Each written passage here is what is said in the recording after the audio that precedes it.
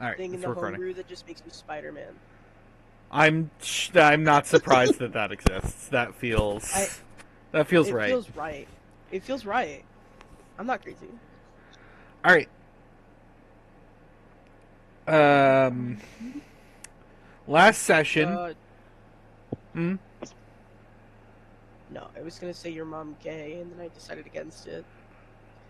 Yeah, my mom, not gay. My mom is dead. Oh, Not I'm gay so though. sorry. It's fine.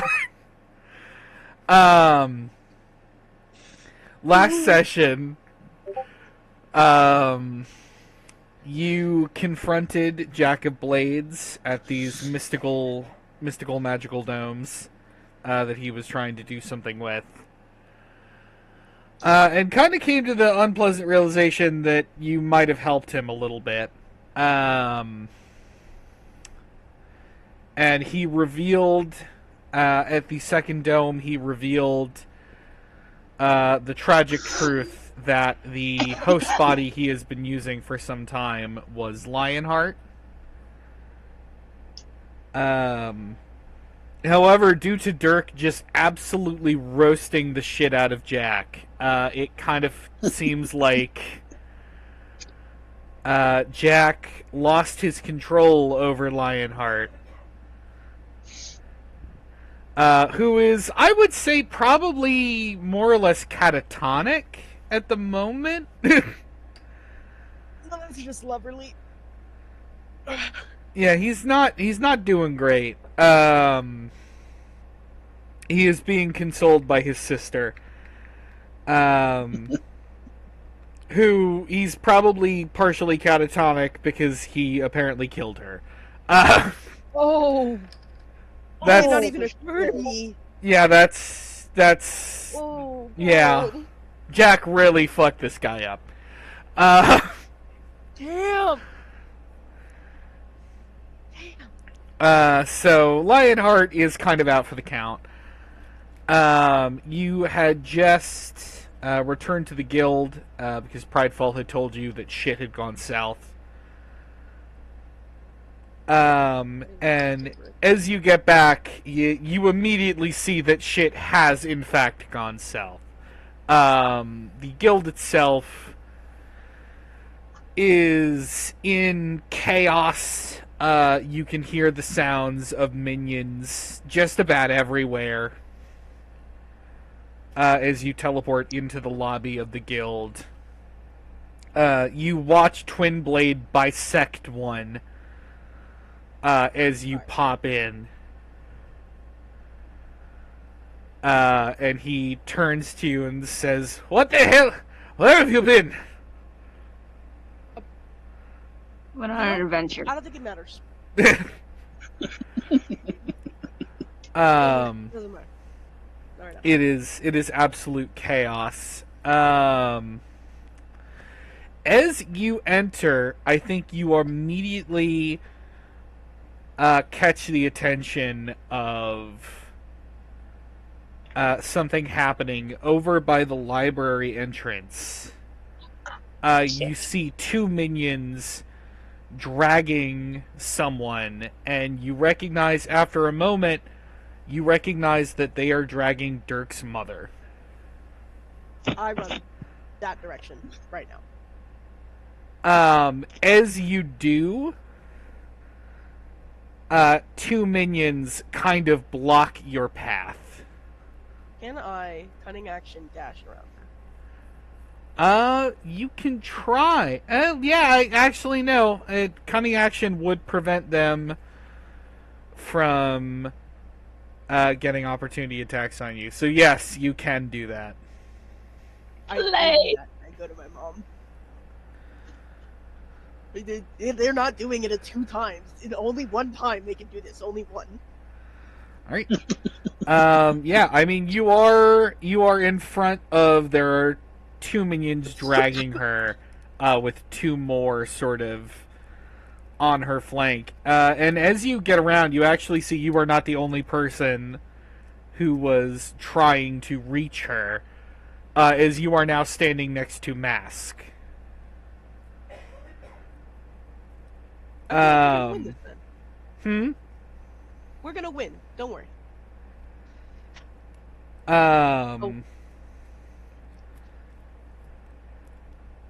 And as you get over, you actually see Mask had just kind of like grabbed onto her, and it looked like was trying to wrench her free, but he just didn't have the strength for it.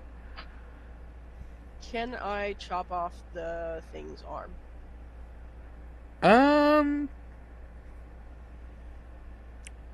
You can. You can try. It's a cold shot, right? Yeah, it would be a cold shot. Okay. Hold on, let me just While double that's check. happening, I'm also gonna follow in the direction of Dirk. All right. Yeah, so am I. There are I two was minions. just waiting for the opportunity to. I think I think you go to chase after Dirk and you see those two minions kind of get in the way. And then I think just as they're like taking a combat stance, they both of the minions just get fucking like football tackled by Ajax. And just knocked out of your way. Thank you. I love Ajax. What a king. And to think he started from soap. Yeah. Yeah. Oh god. All right, let me see. Sorry, I've been looking at the spells that I have. No, it's Okay. Question. Yeah. Would dispel magic work on these golems? Because No. they're magic. I think you would. I think you would know. Golems are a little too advanced for that, or minions Kind of are a a bit. little too advanced. Okay, then I'm just gonna hit him with acid as a cold shot, right? Yep. Yeah. Okay, so first roll I got a 31, That'll hit. and the second roll I got a 25. So I take the lower of the two, right? Yes. Well, no, with a cold shot isn't necessarily a disadvantage. It's just a higher check. But I mean, Okay, cool. either of those would work. Yeah. Okay. All right, so that'll be 13 regular damage, and hold on. Give me a moment. It's 1d4 and 4 acid damage. All right. That's 17 damage total. Fuck him up. Yeah, I think you watch as this minion's arm kind of like doesn't completely come off, but sort of droops. And I think your mother takes this little bit of freedom as enough to just fucking turn the tables on this thing, and I think she lifts it over herself and slams it into the fucking ground. How the tables of turns? Now the turntables. You can tell that this did require a lot of the strength that she has kind of slowly been regaining since gaining her freedom. She looks exhausted, but she does manage to just flip this thing over herself. I look over at her and with the most deadpan face possible go, Lionheart? Really? She kind of pauses as if processing this. And she sighs and she says, "We were childhood friends, stuck in a cave thinking we were probably going to die. I'm not proud of He's it. fuzzy. I'm not You know proud what? of it, but..." The real question is, did you at least enjoy yourself? Hold on. Because let's be real, that was death sex. And I mean, your last thoughts before you thought you were gonna die were literally just, I need to get my rocks off right now. Can we not have this conversation? Actually, I've thought about this. I don't want to have this conversation with my child. You know what? Fair enough. You know something? One of your kids always knew. And then he walked, and he looks at Master. He's like, what happened? We were gone for like an hour. They came out, wrong voice. They came out of the freaking library. Out of the... Yeah, they just emerged from the library. Oh, hey, Mask. Quick note here. We can't kill them. What do you mean we can't kill them? Killing them is what powers the domes. Well, he turns and he glances at the steadily growing pile of vivisected minions that Twin Blade has been accumulated and goes, "It may be a little too late for that information." Mother of a bitch. Sucker. Hey, I roasted him so bad that he cried. This Twin is Blade? true. Yeah, I roasted him so bad that he lost control over Lionheart and said, "Fuck you," in that really whiny tone that he does, and then he ran away. Nice. Thank you. As you are talking, you hear coughing coming from the library passage. And you hear the familiar voice of the guildmaster say, "Little help!" Oh, fuck. He can't die twice. I go over to help him. Alright, as We you need to go relay in, that information to the guildmaster. So tricking. as you head into the passage, you see he is leaning against the wall next to the open secret passage. No secret now. And you can tell that he has been stabbed. He is sort of like holding some of his a torn piece of cloth to his chest to soak up blood. I cast Cure Wounds at 3rd level. Okay, fine. That's fine. You do watch as the wound heals somewhat. And he looks at you and he says, "Oh, I would have been fine. It's You're just fine. a minor stab wound." Yeah, the last Just thing a that killed Last time you got stabbed, you really didn't live through it. Well, Yeah, that and- was different. To be fair, he didn't stab me. He slit my throat from behind. A stab he's wound got is a a point. stab wound. No. That's not a stab wound. He didn't stab him. Stabbing is the process of injecting the knife. That was a slit. He's right. Injecting. Yeah. Injecting. I have bad news. We know. Okay. We know. Did The killing of the golems is what does it.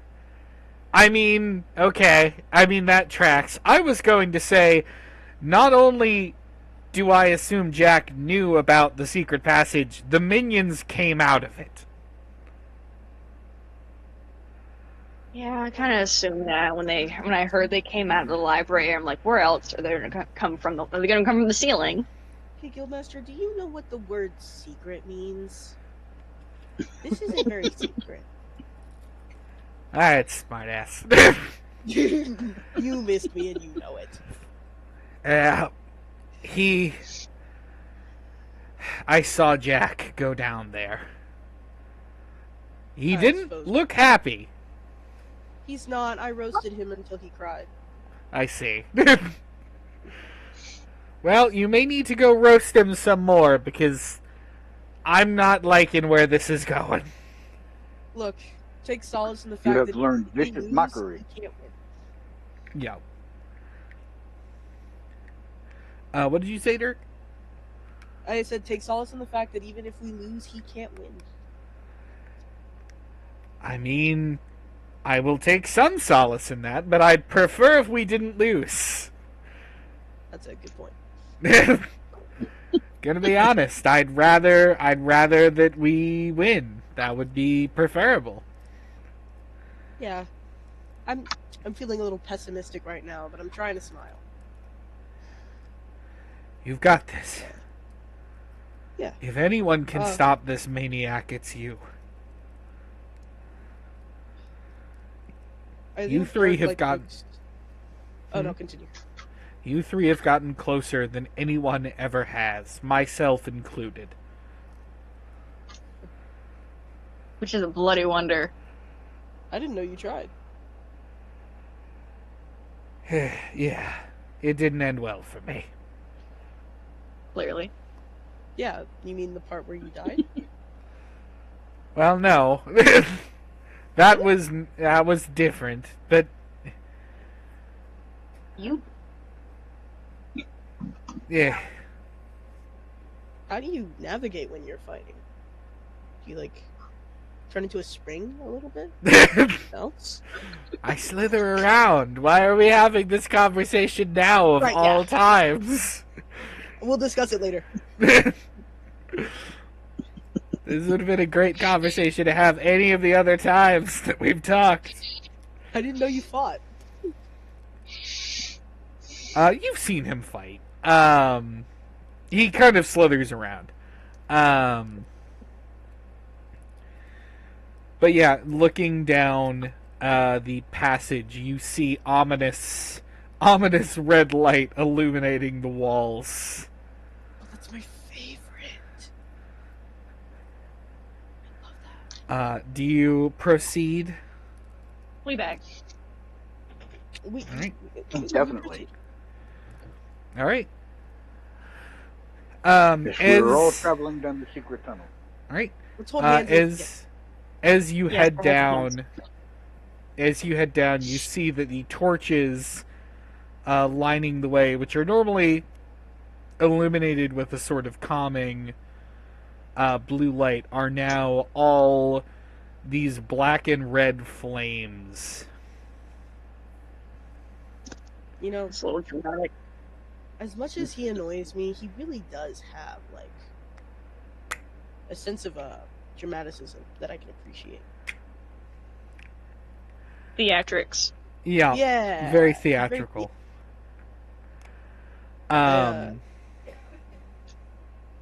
Exit stage 11. Exit stage left. As you head down and into the cavern, you see. I should mention, Dirk, your mother is following. Girl, turn around. Mom, go. Stop. Just go back up. You're almost dead right now. Go. I can't worry about lady, me you and gotta you. go back upstairs. I love you, but you gotta stay upstairs. I am not leaving my child to be killed by this maniac. Mom, but Mom. Her and Mask, I think, are following. Gotta love these guys. And as you head down into the cavern, you see that all of the torches down here are also illuminated with that black and red flame. And you see Jack has his back turned to you while he's floating in the center of the room. Can I sneak attack? Can I sneak attack? You can try. Well, no. I think as you start contemplating that, you hear him sigh as you enter. And he says, "Oh, good, you've made it." Yeah, man. Where else would we be? He turns and he says, "You're right where I wanted you to be." And as he says that, he kind of looks around at the murals lining the walls of your various conquests and victories, and he says, "What a wonderful room this is. a display that shows heroes their path to greatness. I wonder, what practical purpose would that serve? To put people where you want them? To egg them on. Ripen them for the harvest. Harvest. Dude, you're yucky.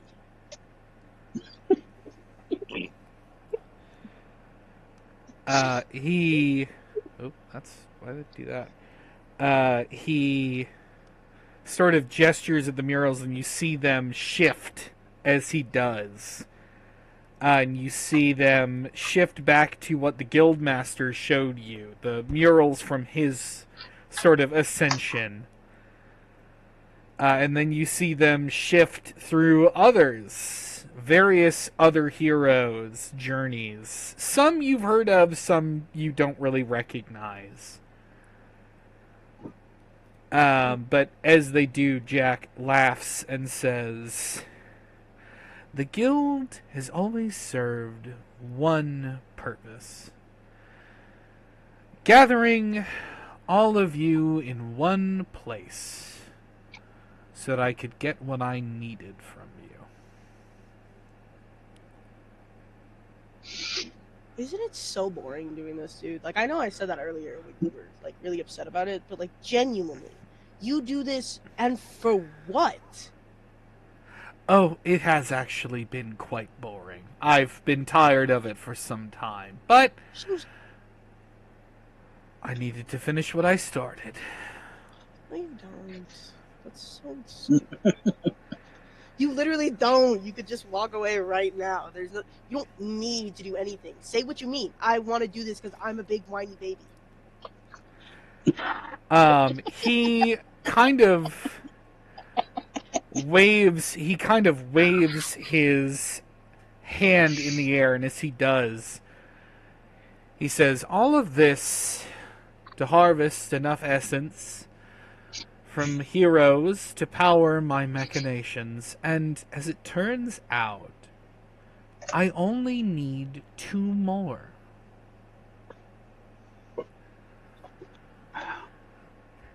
And he raises a hand and closes his fist, and as he does, black and red smoke envelops their group.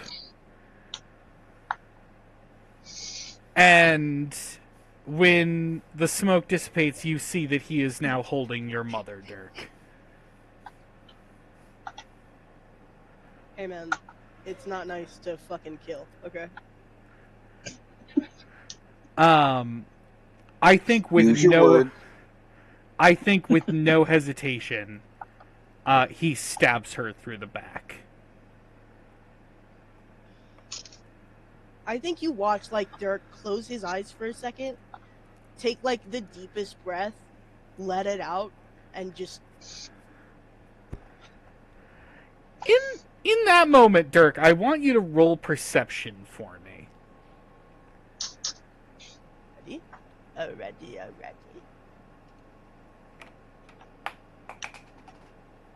So, I rolled a 15. That's not very good. You swear you hear a little girl's laughter.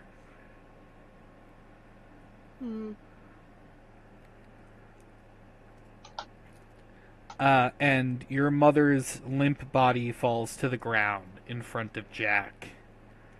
And he says with his dry wit, "And now I only need 1." And he points his sword at your party, his blade, and says, "So who's it going to be?" DM, I have a question. Mm-hmm. Can I cast Spare the Dying, or is it like...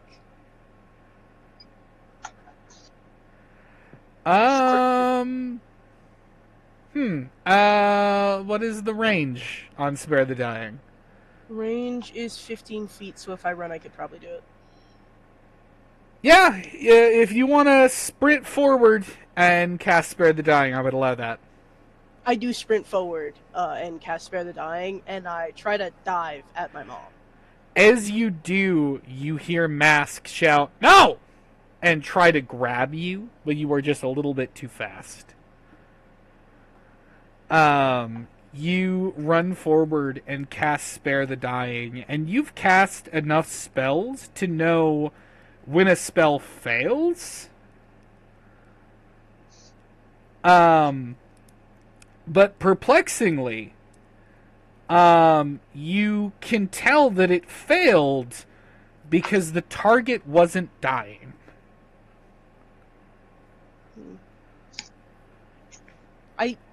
I, you know,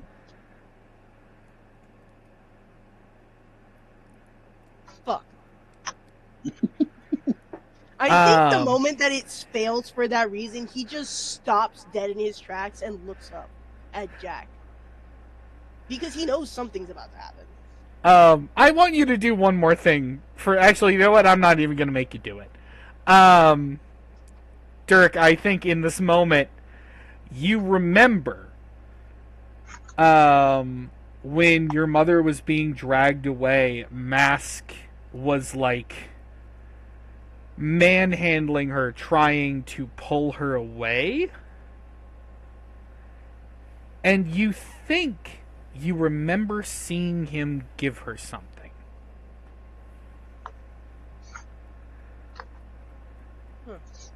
She's got a dolly.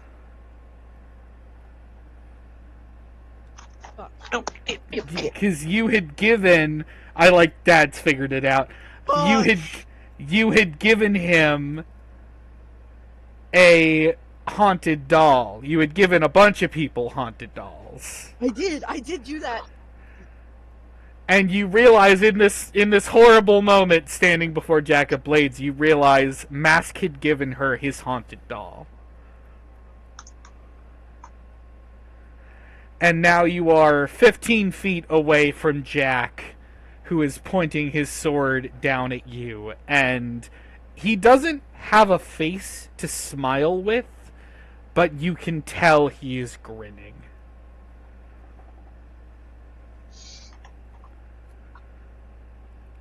Jack, I'm going to I'm gonna kill you, open fire on this guy. and it's going to be with all the love in my heart. Can I roll initiative? Yeah, let's roll initiative. I think now is a good time for that. I'm itching just to shoot this guy. I really want to get him. Yeah. I hit a 27 for initiative. All right, bear with me. Hold on to your numbers. I have to open up my app. Hold. I do like the idea that Dirk is going to kill Jack, but for with love, you know, like it must suck to suffer so much and to be such a loser. Yeah. I got a natural 20. Oh, Nice. All right, hold on. I'm still don't worry. I'm doing this here. I just need to jump through all my various hoops. Okay, so Dad got a natural 20, which would put me at 28 or 26. I'm sorry. I'm at 27, but I got dirty 27. So. All right. So, all right. Garrison, what did you get? 23. All right. My app actually doesn't equate a natural 20, so I'm gonna have to. Yeah, no. For initiative, it wouldn't matter. I'm just, No, I mean we've always treated it like it matters. Yeah, I've blown my nat 20 for the night. Barry, you are the first to go. Jack is hovering ominously with his sword pointed at Dirk, and with Dirk's mother laying seemingly dead in front of him. All right.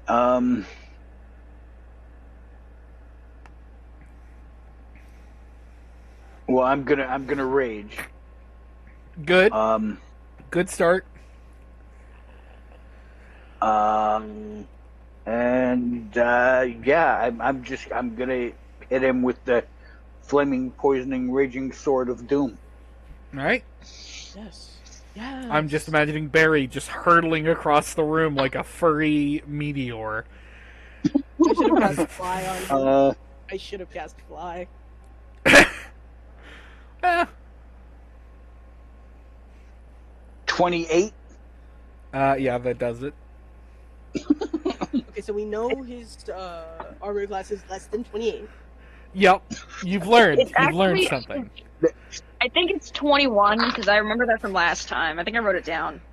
Yeah, but that was his like specter. It wasn't like him. No, it was 22.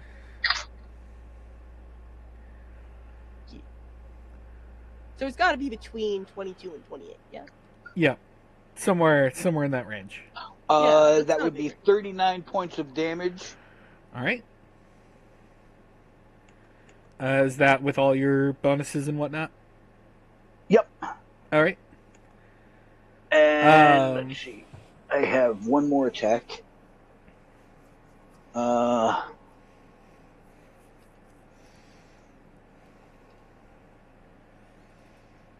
23 to hit. Yep. That does in fact hit. Oh, that was crap. 31. I mean, 31 is still a decent hit. Yeah, but the actual dice roll for the attack was a 2 and a 1. Fair. Does that conclude your turn? Yes. All right. Jack looks down at you. I like to imagine the flaming, raging, poisoning sword of doom is like embedded in his chest. And he's like right in front of your face. He just looks at you and says, "Spicy. My turn." And he grabs you by your shoulders and lets out this just horrendous roar. And you are... Let me actually roll here. I'm guessing a 33 hits. Yes. Alright. You are launched backwards. And sort of your body is racked with this horrible pain as you were launched backwards and slam into the ground for 40 damage. What kind of damage? Force. Okay. We don't love that. Didn't know we're in Star Wars. He's got the force. Yeah, he's a Sith. It all makes sense now. It's Darth Jackus the Wise. Darth Jackus, the copyright infringement. That was just a legendary action. It is on to Dirk. Okay. You just watched this happen like 15 feet in front of you. Upsetting.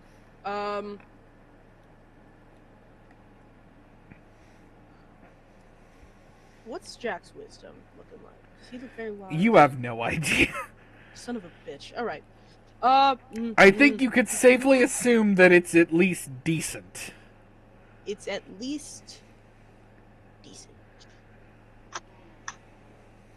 Constitution might be lower because he's like a freaking specter. I will say nothing. God damn it, man. Okay, you know what? Fuck it. He could still fail. All right. Actually, well, first off, for a bonus action, I'm putting Hexblade's Curse on him. Good. That's a good start.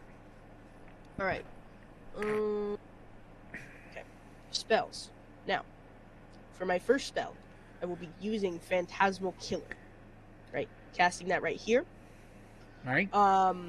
I tap into the nightmares of a creature I can see within range and create an illusionary manifestation of its deepest fears, visible only to that creature. The target must make a wisdom saving throw. On a failed save, the target becomes frightened for the duration. At the end of the target's turns before the spell ends, the target must succeed on a wisdom saving throw or take 4d10 psychic damage. On a successful save, the spell ends. Okay.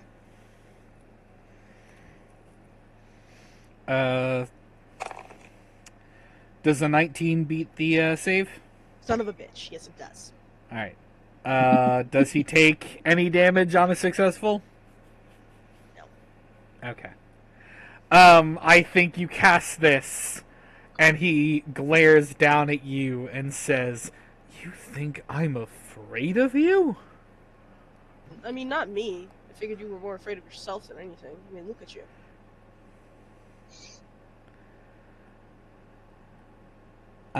Is there anything else on your turn? There is not a whole lot I can do, and I do kind of want to be near him right now, so no. All right. Garrison, it is your turn. You know the situation. I'm not going near him, but I will sure shit shoot at him. All right. It's 22 hit. Yes, it just hits. Oh wait, no, I need to get my damn paper out. Where is it? Hold on.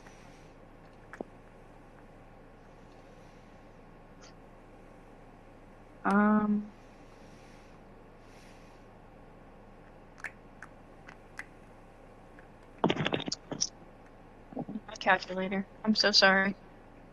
You're fine.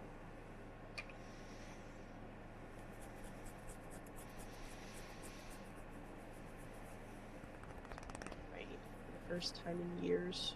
I'm so proud.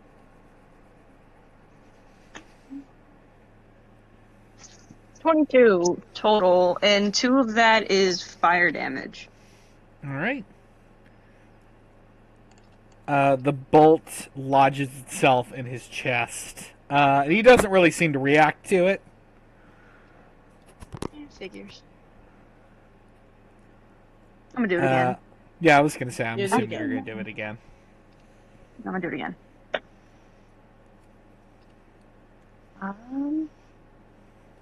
Let me roll first. Huh. So I got a 19, but that crits for me. Yep. Yes, it does. And that means I roll twice and add it together? Yes. Okay.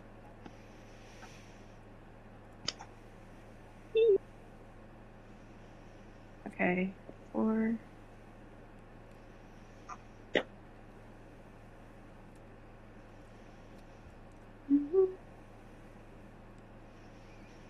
Oops.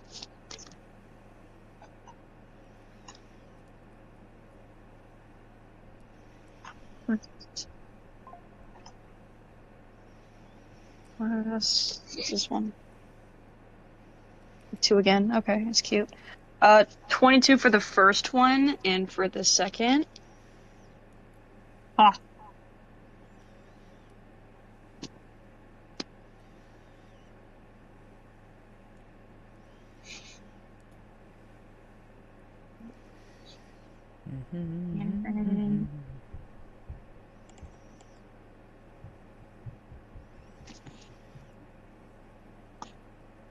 Yes, I'm missing an entire fucking dice.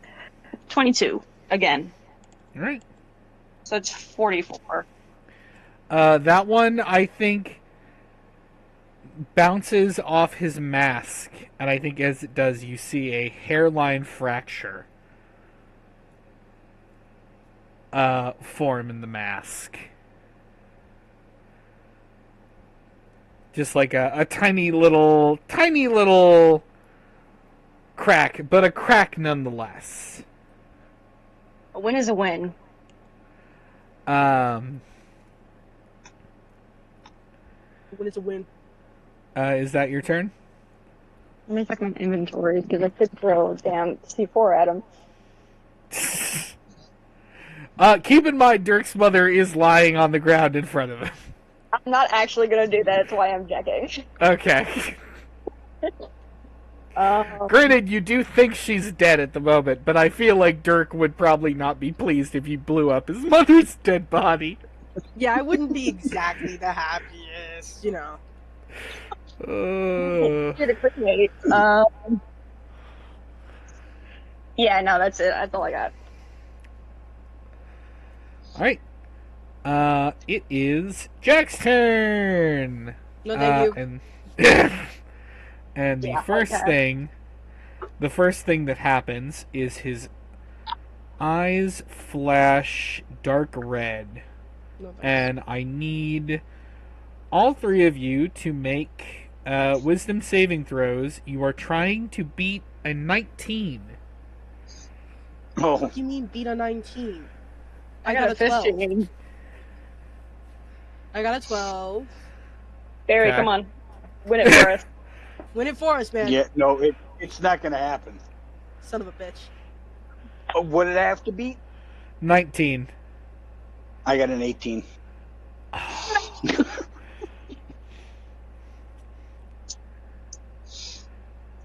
I rolled a 17 and I have a +1. All three All of you. are dead. No. All three of you, your vision kind of clouds over with this red haze. Joke's on you. I'm used to being drunk. And you are filled with rage. Unfocused. DM, I'm already rage. Yeah. He's already You know what? Roll again, Dad. How about that? Roll again. Nope. We made a solid Nope. point. All right. It's a different rage. It's I think it's actually uncomfortable, Barry, because it is a rage that you can tell is not your own. Do you think if I inject myself with the red syringe, that can counteract the effect? You could try. What this means is that on your next turn, you are going to use your action to attack the person nearest to you. The person nearest to me is still Jack. Yes. Very Garrison, specific. however, is going to shoot one of you. Oh, son of a bitch. Unless they roll high enough on that turn to negate the effects. But that is just Jack's first action. At that Have we mentioned point, we don't like Jack? yeah, final boss territory. The kid gloves are off. He then just sort of appears in front of you, Dirk. And he just kind of slashes you across the chest. Hellish Rebuke. Sorry, you have to roll damage. Yeah, for 35 damage. Son of a bitch. Anyway, Hellish Rebuke. Okay. What do I have to do for Hellish Rebuke? Nothing. You can't do anything. Okay. Oh, wait, no, you can dex save. He rolled a 20. Fuck him and his fucking dex! Anyway, he takes half damage. Alright. How much damage? Thank you, baby. Hold on, my boyfriend bought me pizza. No, I'm trying to grab one, babe. Thank you. Oh, in the fridge, there's the freaking weird Domino's sauce. The slice sauce. Yeah, Dusty and Gracie said I could have it. Can you grab it for me? Yeah. Thank you. Love you. Thank you. Muchos gracias. Okay, back to playing the game. Sorry. Yep. Which is scratchies. I like it it. works. I'm I'm not gonna gonna slide use past that. Yeah. No, slide. Anyway, I'm running that shit in my pack slot. Oh wait, hold on. I know that it doesn't like matter at all, but I do have he's my I apparently don't know how to think or think.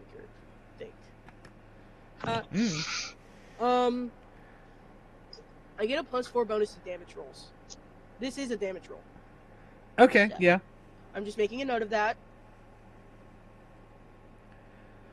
So it'd be 23, and then does the +4 go on this, and therefore he takes 2, or does the +4 go on half of 23? It would go on the total, and then the total would be halved. Okay, so it would be 23, 27, and then half. Okay. Is... So 27 divided by 2. Okay. I've only just now realized that's an option. Because the way that my thing does health, it actually does it as a calculator app, essentially. So I can just say the damage total and then divide it. Oh, that's crazy. Let me check out my bonus actions real quick. Right. Alright. While you are checking your bonus actions, yeah. I do... Oh, no, it's not my turn. I'm so stupid. Sorry. Oh yeah, that's true. It isn't your turn. It is worth noting, as you hellish rebuke, Dirk, you feel a presence. As you have felt in the past, your vision goes from red to purple. And as you hellish rebuke, you see Jack is consumed in this, like, purple electricity. And he... When it dissipates, he turns to you with rage in his eyes. You! Me? You've known I was here.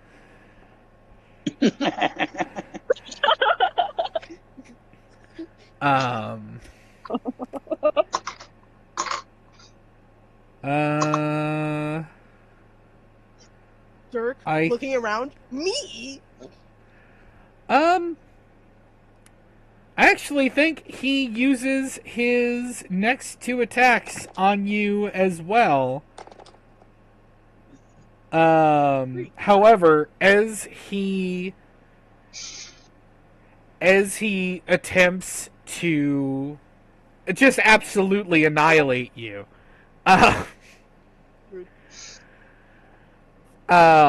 Dirk, you, without really controlling it, your arms sort of cross in front of you and form some sort of barrier that Jack's attacks cannot get through. Wakanda forever. That's what I was thinking. Wakanda forever. And as this happens, Dirk... well, actually, this is more so noticed by Garrison and Barry, even though they are still in a fugue state. Dirk says, in a voice not entirely their own, Jack, this needs to stop.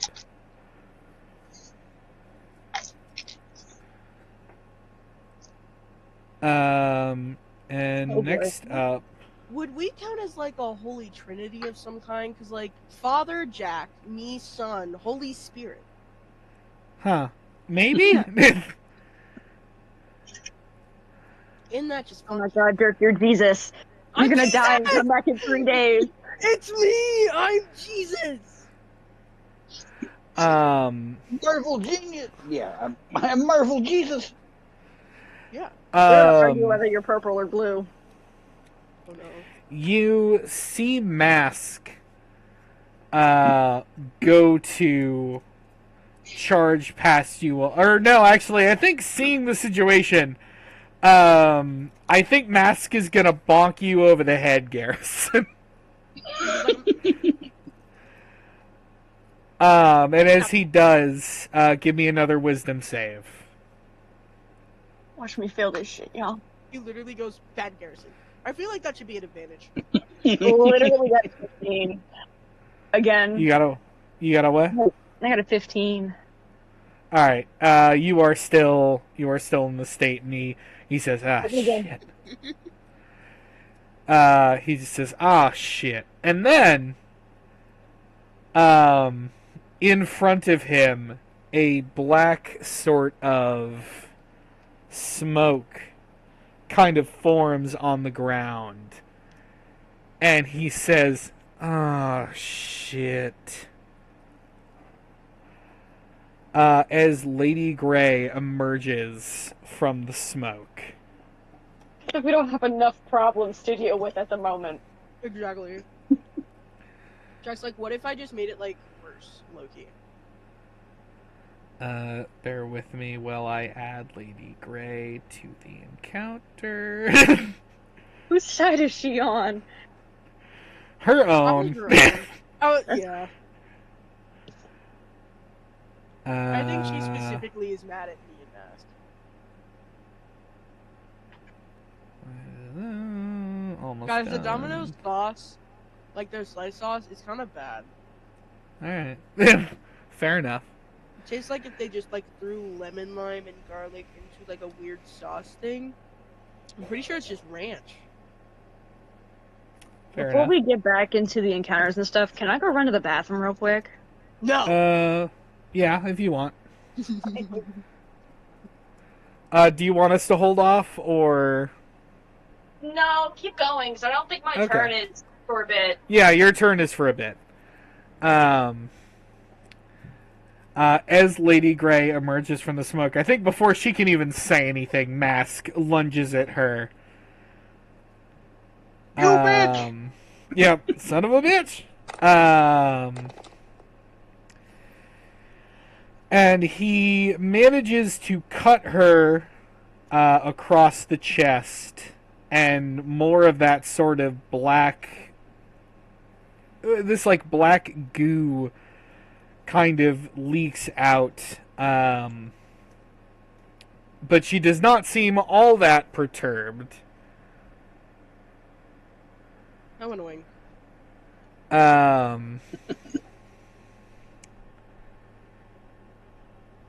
And oh, that's fun. Yeah,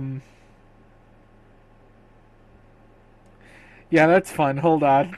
Let me make the appropriate check here. I love when you look at the characters that you are playing as the DM and you go, oh, that's fun, as if you didn't know that was going to happen. Well, you see, the wonderful thing about ADHD is that I will make things and then forget what I gave them. Oh, fantastic. I love that. So it's a wonderful surprise every time I look at, like, a character's spell list and go, oh, they have that. I The idea that truly and sincerely all of us are players now. Lady Grey snaps her fingers and says, I'll be with you in a minute. And as she snaps her fingers, Mask, who is in the middle of, like, screaming a battle cry at her, just blinks out of existence. What the fuck? Just boop. He is just not there anymore. I'm imagining that scene with Gummy Goo. Yeah, I mean, it is... I haven't seen The Amazing Digital Circus, but I think I have seen... He's just not there anymore. There's just, like, a poop sound, and he's just gone. There's what? no, like... It's not like he was disintegrated. It's not like his clothes fall to There's the no ground. confetti, Or there's but it's the same vibe. Yeah, it's just... He's just not there. What happened? Lady Grey just, like, made Mask disappear. Oh.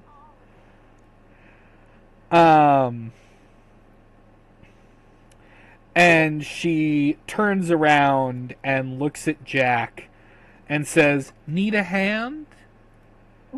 And he doesn't even really answer her. I think he just like roar growls. It's like as he is still kind of like fuming at whatever the hell is going on with Dirk. You're having a temper tantrum. And she is going to cast. You know what? I don't think I consent to this. Tell her no. Actually. We don't like a third party. Yeah, no. This isn't like a... This is barely a group activity to be... This is not tag team tournament. You can't be bringing in people. 6 was appropriate, 7's a crowd. I like the idea that after they've seen like Jack be a bit of a baby about it, they've come to the conclusion that he is just like a big baby. Yeah. Dirk, Lady Grey fires magic missiles at you, which are appropriately black, where normally they are like a bluish color. You take 17 damage as they just sort of plow into your body from behind. So guys, out of like a 144, I feel about a 61.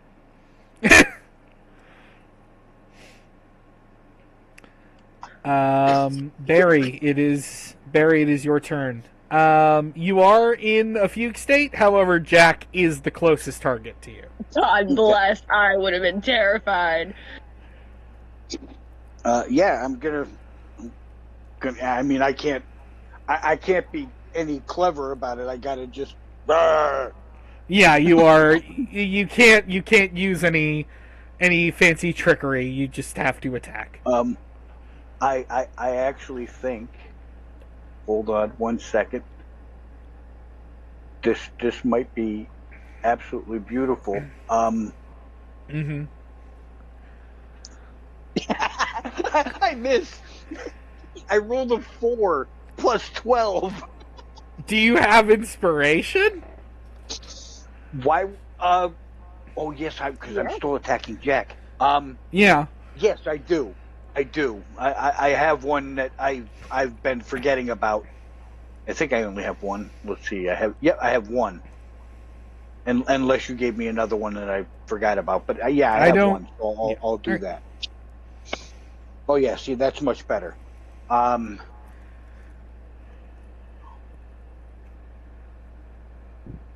No. All right. 28. Is that damage or to hit? That's to hit. Yeah, that hits.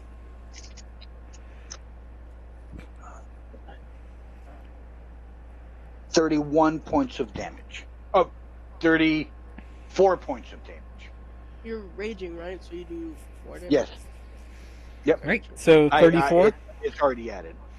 All right. Yeah, you, in your sort of rage state, you just like cleave him in the back.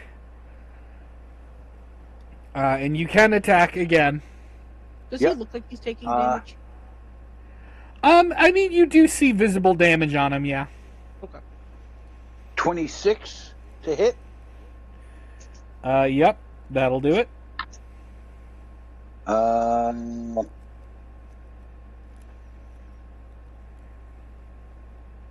37 points of damage. All right. Yep, that definitely hurts him quite a bit.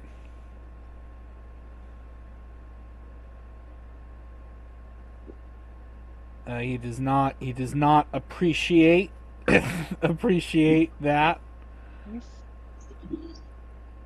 Okay, irrelevant, but I just read my sheet. You can attack 3 times whenever you take the attack action on your turn. Barry can, or you can? I can. Okay, alright, yeah. Fucking go nuts. Go nuts, show nuts. Is that your turn, Barry? Yes. Alright. Oh, one more thing. Roll wisdom again. Wisdom saving throw. Yeah. uh, uh, I'm dead. What did you get? I got a crit. Fail? Yeah. I mean, nothing. It doesn't get worse. It's just you're still just in a frenzy. Okay. Dirk, it is your turn. Now, you are in kind of a weird state right now. You can feel the presence of the moth. It isn't like I think you actually see it. I think kind of like in front of you, you see a sort of spectral image of the moth. Oh, hey, buddy. Do we have a shot? Hi. Maybe. Maybe? Okay. I'm gonna hop Ghost Pro so we have some spell slots. You think you can help me out there? With what? Put a little extra oomph. I'll see what I can do. Thanks. I take a Ghost Pearl to add a spell slot. Alright. Yep. Yeah, you get a spell slot. He can't really improve the Ghost Pearl. I know. I was talking about the spell itself. Okay, let's see here. Actually. No, I'm gonna save that one. Never mind. I'm not using a spell. Okay. What do you want to do? I pull out my melee weapon. Yep. And I'm going to try to hit him with my inflict wounds level 4 thing. Alright. Which I don't think counts as a spell slot in the same regard that those do. Okay. I look at my moth buddy and I'm like, I'm gonna touch him in his face now. Did you get consent? Hey guys. I think we're past that. Yeah. I critted. Nice. I critted. Does that make the question? Does that make Hexblade's curse double as well or no? No. Okay. That's fine.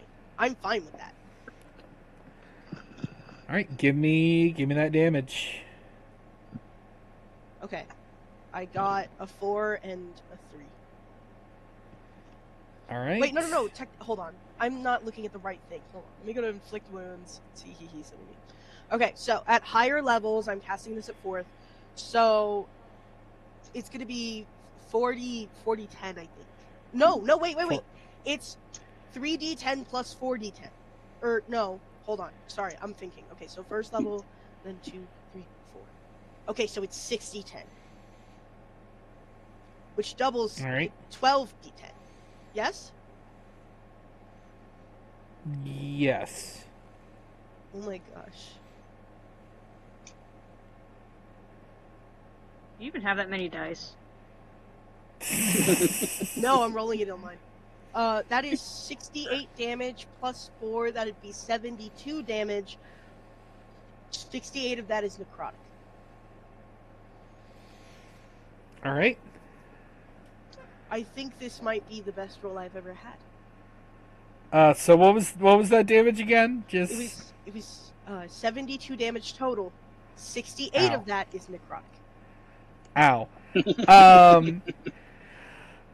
You do this. I don't think the moth. That is such a powerful damage roll. I think that was the moth. Yeah. Okay. Yeah. That was the moth helping. And as it does, as you get in Jack's face, Peekaboo. as if in response to what the moth said to it a moment ago, about this needing to stop, Jack rasps, "You abandoned me, but I'll get you back!" And as he shouts that, there is a roar that accompanies it.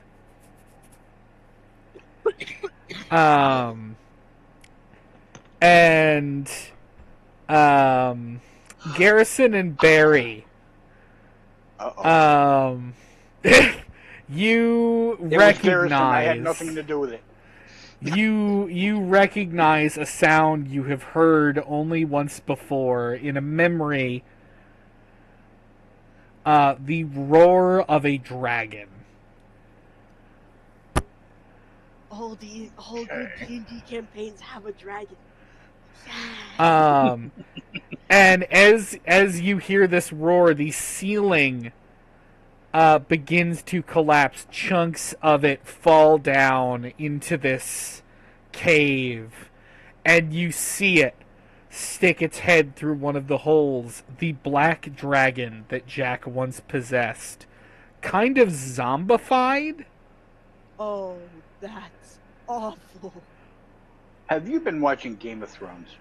No, actually, I haven't. Look, Game of Thrones isn't the only thing that has, like, zombie dragons. Yeah. Dragon Age also has zombie dragons. How to Train Your Dragon actually had a zombie dragon in one of its series. But yeah, it sort of sticks its head through a hole in the ceiling and lets out a roar. You trying to give me flashbacks? Maybe. Garrison, it is your turn. I'd like you to make another wisdom save. Watch me fail this shit. Nobody's getting out.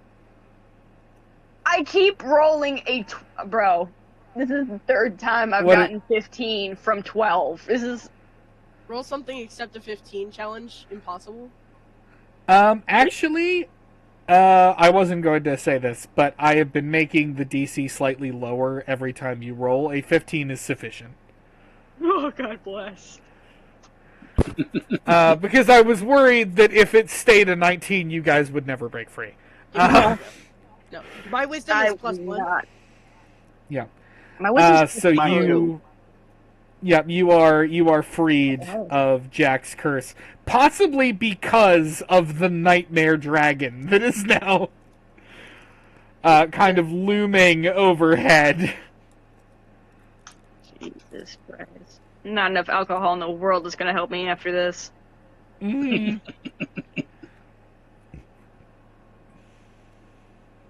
Shit, I don't even know what to hit first. Yeah, I was going to say, right now you have Jack, Lady Grey, and Jack the Dragon. Jack the Magic Dragon. I'm not touching that dragon. I'm gonna go hit the woman. How close is she to me, actually? She's pretty close. Because you were kind of attacking at a distance, and Mask didn't even get out of your group. Yeah. Before she showed up. Well, I rolled a 19, which is a crit again. So, and I'm using my Geltic Blade, so I'm slashing the fuck at her. She's pissing me off. What is this? Nope. There we go.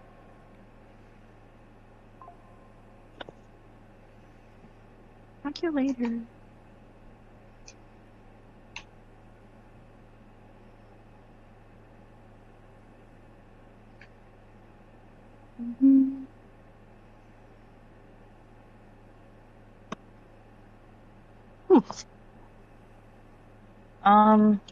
And then I get another one. Hold on. Yep, plus 2 more. First one's 39. Second one, give me... Second.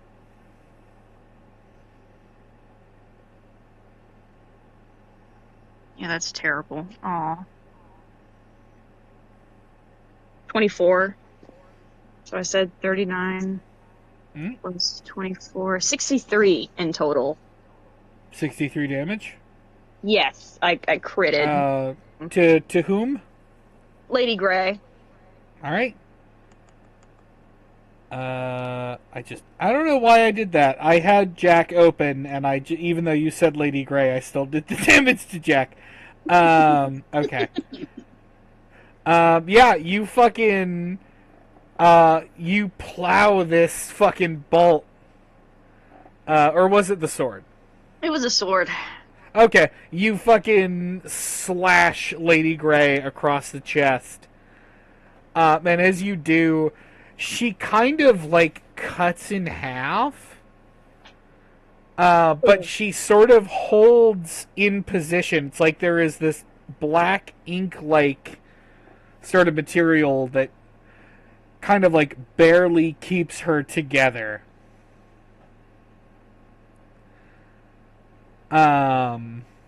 She's cute. I got 3 more attacks to do on her. Jesus Christ. Let this bitch go on. You don't understand. I think she is actually going to use one of her legendary actions. Uh-huh. And she teleports to the other side of the arena. Pussy! Oh my god!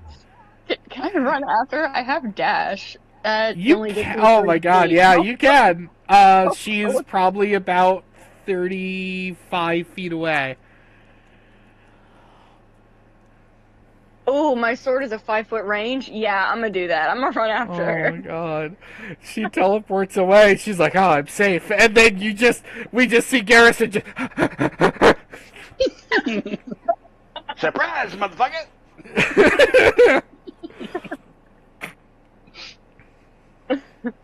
I can imagine I'm running and then I do a jump and then I hit her. Oh my god. 18 to hit. That does hit. Alright.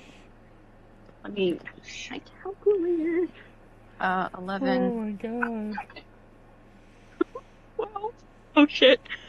She's cooked. She's cooked. Plus 2, 1 more. Plus 8, 42. You you cut her in half. And as you do, she lets out a sort of horrific banshee screech.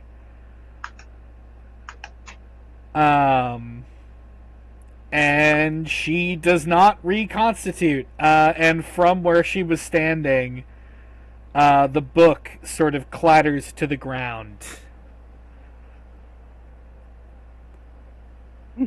I still have one more back. Yeah, you are now close to Jack. So I'm gonna pick this book up though. I pocket the book for sure. Alright. Fair enough. It does not feel great. It is made of human skin. No, I can imagine. Jackie Poo. You're joshing me. I got another 19. I keep getting them. Jesus. I feel so bad. Look, now is the time. Which crit? Now That still is hit? I mean, yes, a crit does hit. Okay. Oh my god. I love this thing. I'm so happy you gave this to me. This is like the best thing ever. I'm glad you like it.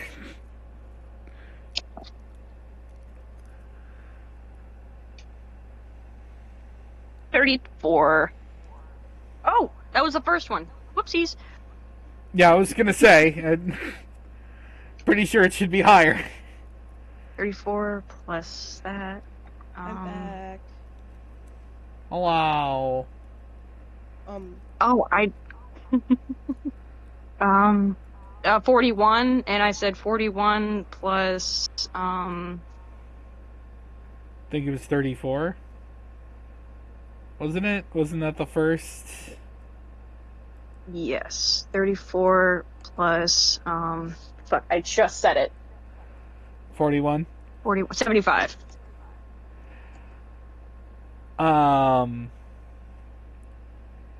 You stab Jack through the back, and as you do, he lets out a high-pitched sort of like noise, like gas releasing. I popped him. And his body just kind of pops. Jax? Yes. And the mask clatters to the ground. Okay, we still do have the, flying reptile. The dragon. Yeah. Yeah, the dragon is still here. The dragon does not seem phased by what has happened to the body. Lady Grey is no longer here, by the way, Dirk. Oh, thank fuck. Wait, where's Mask? Yeah.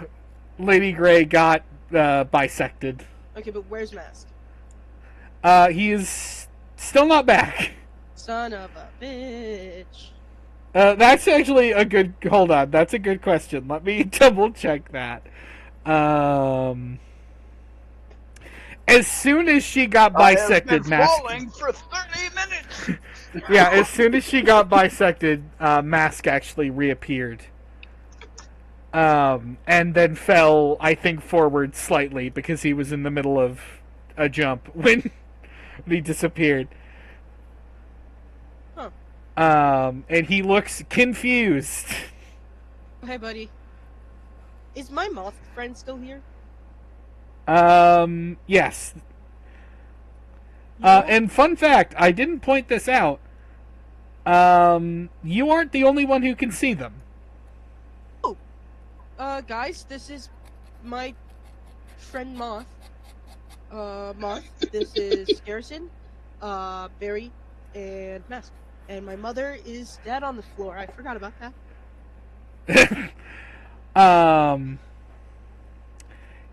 I think you are close enough that you can tell that she is breathing. Okay. Not moving, but breathing. Okay. As you introduce your moth friend, they go to sort of, or they are not really paying attention. They are looking down at the mask. What? And without really saying anything, they just sort of swoop inside of it. Can I pick it up? No. I mean, you can. Can I pick up No. my buddy's in there? No. Shit. You might like. Actually, technically, I shouldn't let you because it's not your turn. Oh, yeah, okay. Can I pet that dog? Can I pick that Garrison, up? Garrison, is there anything else on your turn now that you've killed two of the combatants in one turn? Nah. 'Cause- Nah. Okay. Not yet. We skip Jack because he's dead. Mask looks up at the ceiling and sees that there is a dragon and says, "Fuck!" He's doing And, some decorating. He reaches into his bag and takes out a knife, which he very quickly dips in a concoction bottle from his belt, and he throws the knife. And as it swipes across the dragon's face, it sparks and explodes. Oh. Nifty. And does blow a bit of its skin off its face, which it does not seem to appreciate. Baby. And it is actually its turn.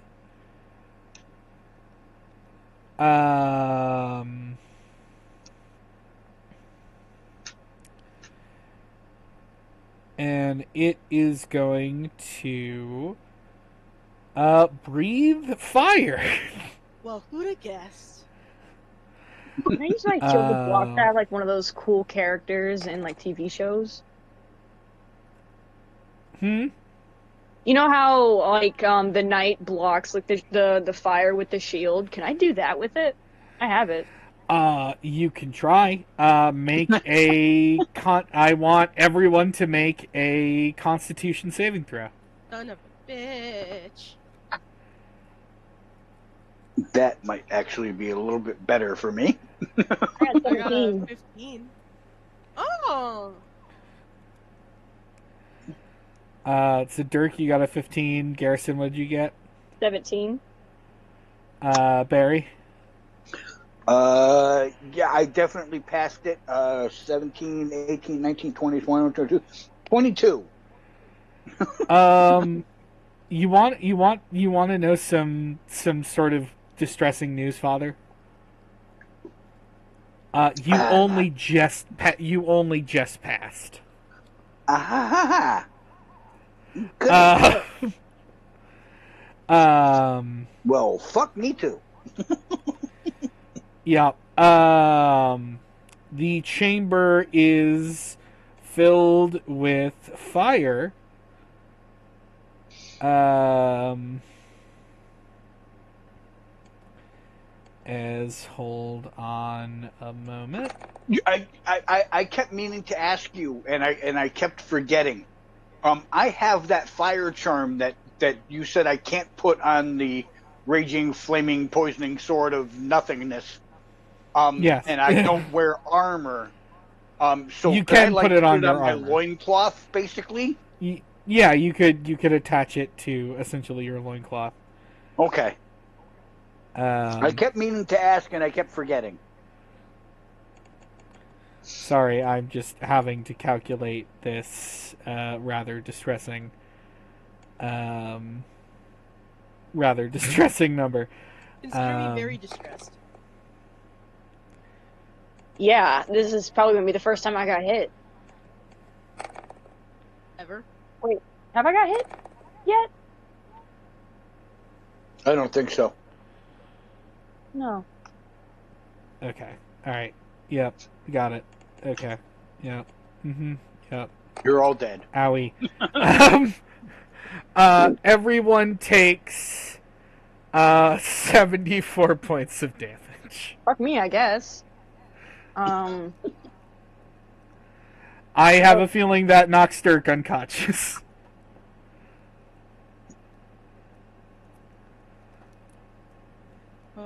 I have a sneaking suspicion.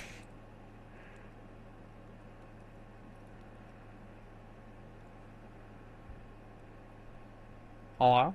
Hello? Hello. Did I cut out? You didn't. No. Okay. I said I have a sneaking suspicion that 74 damage knocks Dirk unconscious. You know, when you say it like that, I'm actually rolling death saves. Well, yep. Oh, wait. Yep. Wait. Yeah. I have a haunted Oh, yeah? doll. You have a haunted doll. I have 3. I shouldn't have let you have that many, but, you know. You live and you learn, so I'm at 1 hit Yep. point. Yep. Which is still not great. Dirk, you are, coughing up blood and on fire. How many points was it? 75? 74. 74. 74 points of fire damage.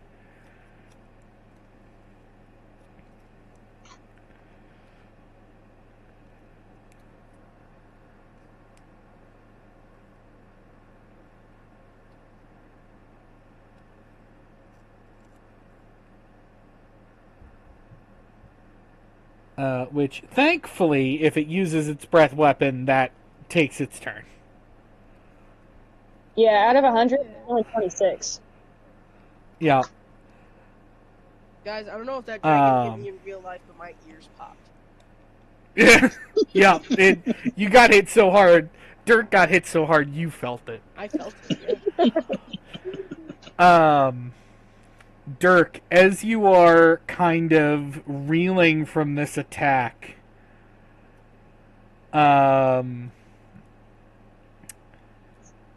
you suddenly feel just a little bit better as someone casts a healing spell on you and restores 10 hit points. Who did that?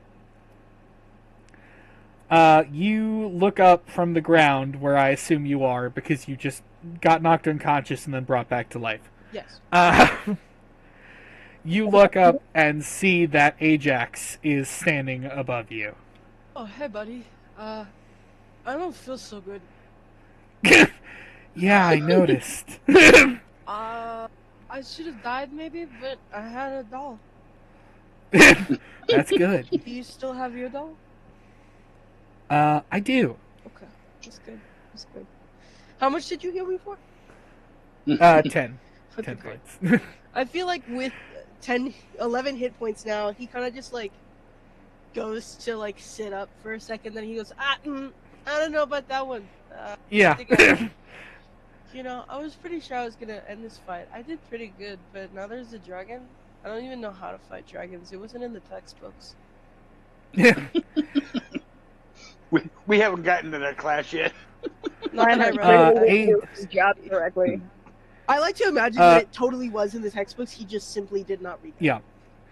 Yeah. Ajax looks up at this dragon and says with a smirk, "Yeah, people don't really know how to fight dragons anymore. But I know someone who did." You do? And Ajax is surrounded by a golden circle. Oh, fire. And as they are, Barry and Garrison, once again, you hear something familiar. You hear the sound of someone playing a violin. And it is a familiar song.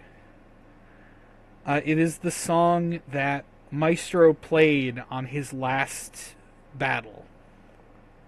No. And you see these like musical notes kind of wrap around Ajax as he pulls his spear back. And Garrison, you see this. Barry, you do not. Garrison, you see the spectral form of Maestro help pull the spear back, and he looks at you and he winks. My jaw's on the floor. I'm getting chilled. As the spear is launched like an arrow from a crossbow into the dragon's chest. Bear with me a second. Sorry. For 180 damage. Good lord. Jesus Christ. The dragon is enveloped in a golden blast of energy, which actually causes the rest of the ceiling it was standing on to collapse under it, and it is now kind of hanging on to the edge of this platform you are all standing on in this cave. Oh, big ass cave. Wow. And Ajax looks at you, Dirk, and says, "Oh yeah, I never told you about my god, did I?" No, I never told you about mine either. We'll talk about it later. Okay. Oh, my god's over there. Say hi, Moth. You point at a mask on the ground. Yeah, he went in there.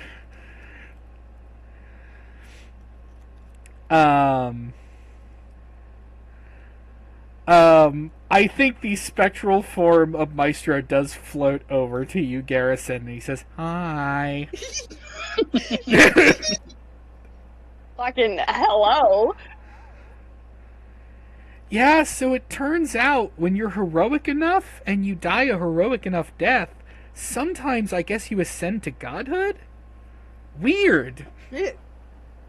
That's so crazy.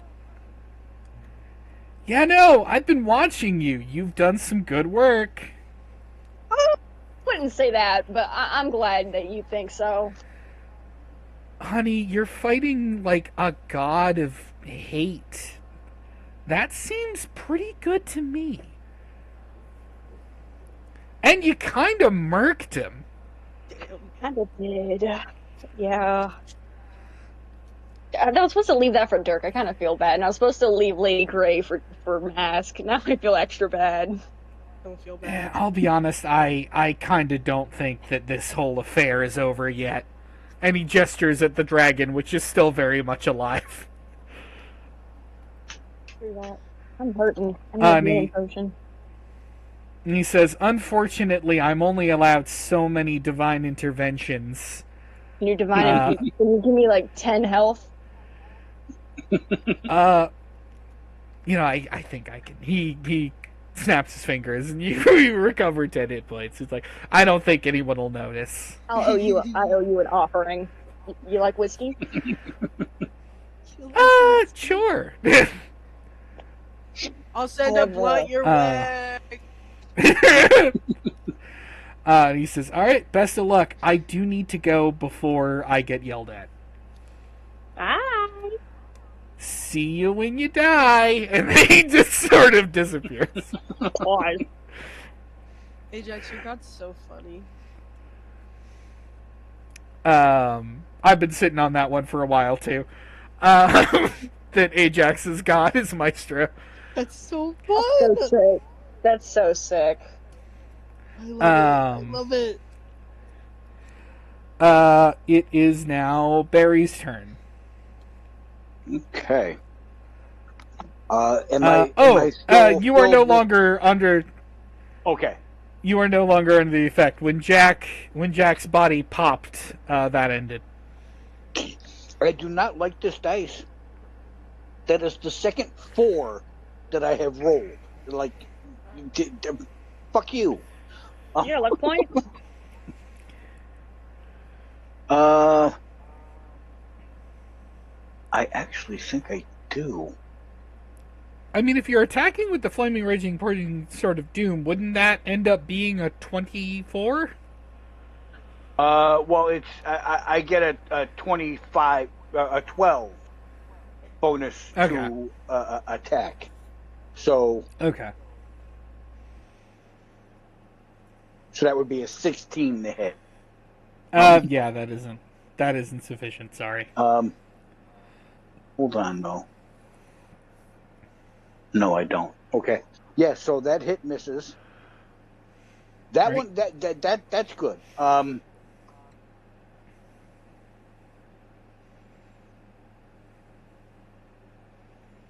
30. Does the 30 hit? 30 does hit, yeah.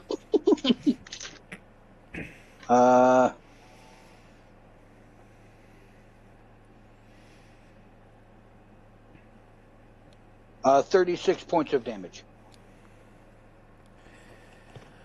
Yep. You basically have just walked up to this dragon that is dangling off the edge, and I'm assuming you're just attacking its face. Yeah. All right, Well, yeah. I'm attacking the closest body part. Probably one of the claws then that's holding on.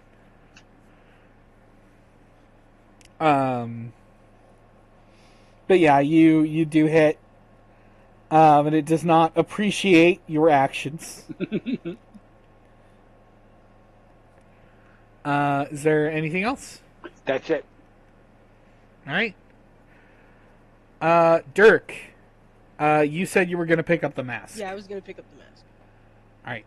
I imagine that I kind of like crawl over and grab the mask. Yeah. Because I want to show Ajax. I had forgotten the original purpose of me picking it up. Yeah. You pick it up and almost instantly, much to the distress of Ajax and anyone else, I assume, who notices, you go comatose. I think I distinctly remember telling Dirk not to do that, and then they, did exactly what I said not to do. I actually said not to do that multiple times, which is even crazier. Yeah, Dirk just goes motionless. However, from your perspective, Dirk, you are standing in the laboratory, the sort of science room in which Jack was created. Oh, we're back here. And you see Jack, this young, unsort of armored Jack. He's just a black humanoid sort of form, with these light red eyes,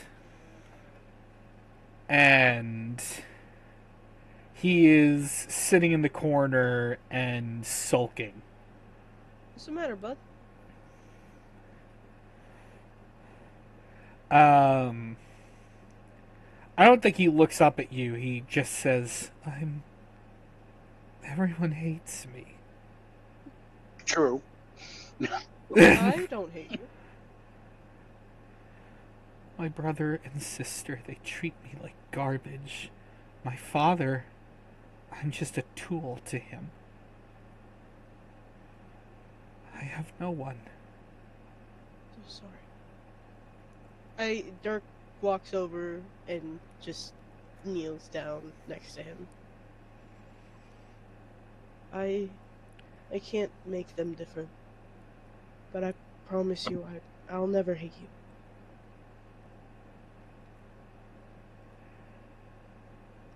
Jack looks up at you and he does not see Dirk. He sees the moth.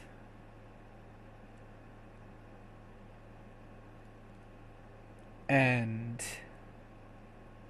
Dirk, you remember this moment from the moth's perspective. You had just woken up from what felt like a deep sleep, and you didn't remember where you were or why you were there, but you remembered this scared child.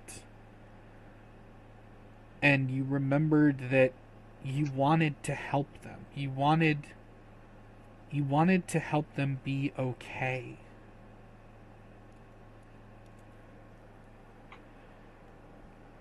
And you know that you failed. You don't know why. You can't remember really anything. But you remember that you couldn't help them. And in the end, they became a monster.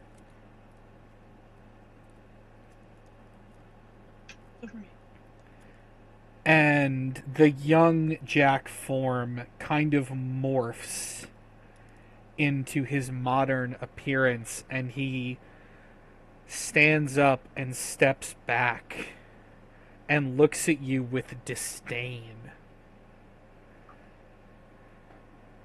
Says, "You abandoned me. You were the only friend I had, and you left." I'm sorry. So sorry. I don't know what happened. I'm sorry. I tried. I promise. I tried everything. I tried. I'm so sorry. You deserved better. I'm sorry. I promise. I still don't hate you. I promise. And I'm sorry, Jack. But you can't. You can't take what other people did to you and make it. You can't hurt everyone just because I hurt you. As you say that, you feel stronger. You feel there is something in you that shifts, and you feel the moth's presence. And it is standing beside you now. And it says, "You're right. I wasn't there for you when you needed me, and I am sorry. But that doesn't give you an excuse for all of this.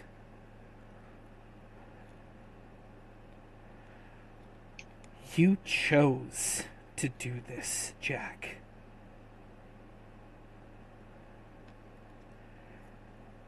And I think the last thing we see before we cut back to the present is Jack just narrowing his eyes at the moth in disdain.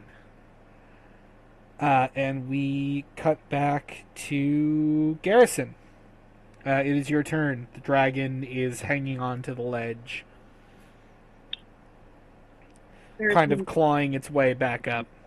Yeah, there's no way I'm gonna be able to hit that thing, so I'm just gonna shoot at it. Yeah, boy! Shoot it in its eye. You could try. I got a dirty 20. Okay, yeah, that fucking yeah. What is a dirty 20 again? How do I do that? Is it a regular roll? Yeah, it's just a regular roll. Okay. Still need my calculator.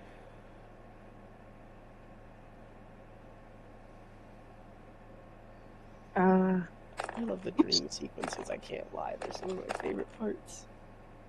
And then my scorch. Oh, it carried.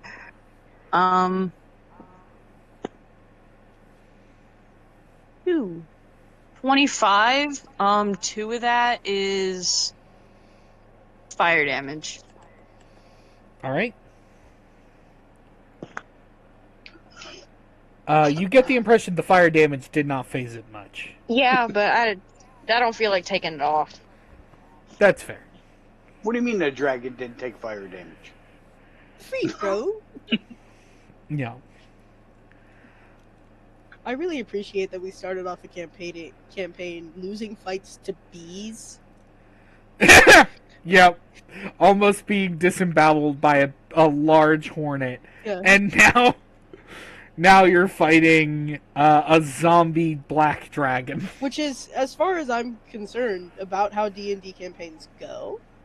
Yeah. It's you start off fighting rats and you end off fighting God. Yeah. Every time. This is well known. More or less, yeah. Garrison, I'm assuming you are attacking more. Oh crap! Yeah, I got like 3 of these things. I'm so sorry. I zoned out. Billy. No worries. 23 to hit. Yep, that hits. That is not the dice. Actually.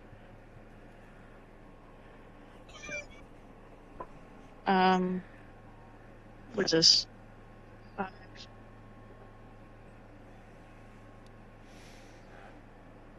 21. One of that is yeah. fire. All right. And one more time. Hit me, baby, one more time. Sorry. 1. You're toxic. 21 to hit. What did you get? 21. Yep. I'm so sorry. 21. Oh, Children. yes. We're all children. Great.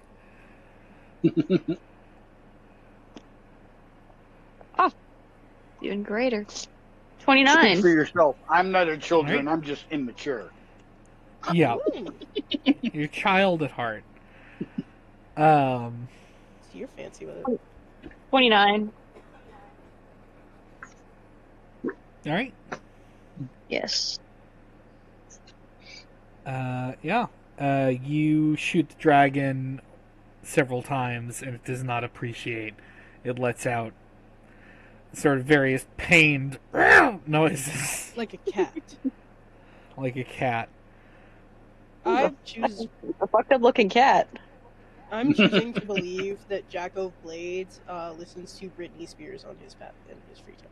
Yeah, Gotcha, for sure. His favorite song is "Toxic." Yeah. No, No, that song is so gas, dude. It is. Is that your turn, Garrison? Oh no, I have C4. Can I try chucking that at him? What the Uh, fuck? If there was ever a time. Wait a minute! I have a chaser chicken. Okay, I don't know if there's ever a time for that, but There There was a time, but you didn't do it. It's your magical item if you didn't want us using it. I know. How would I do the C4? Like, what would I have to roll for that? Because I just have C4 written on my notes and just largely in no details whatsoever. I think that I don't even remember when you got C4, if I'm honest. that time that we were Vander supposed did to it die, to but me. then I tricked you. Oh, yeah. Fuck. I think you throw it. Here's the thing. You throw it, and you need to ignite it. I don't want to throw it yet. Oh, you don't want to throw it yet? Yeah, I have a lighter. I have a tinderbox. Well, I was gonna say, I think Mask sees you take it out, and he holds up one of those daggers that he had like igniting fluid for. Oh, If he he's misses, fantastic. I'm going to punch him square in the nose when this is over. Just letting you know. Alright, I throw that's it. fair. Alright. You throw it, and next up is Mask, who is going to throw a knife at it, and he rolls a 21. He's still So he hucks the knife, and it ignites in the air. And I think this C4 brick is right in front of the dragon's like face, and it sees it, and it sees the knife, and it lets out a "oh shit" sort of growl We love modern artillery.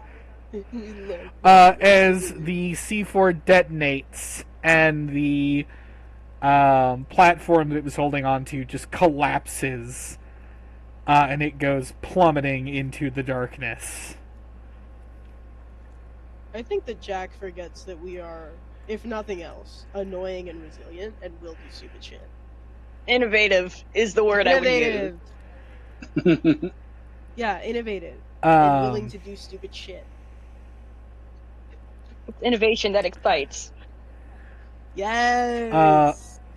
Mask turns to congratulate you. He's like, "That was a great idea, Garrison."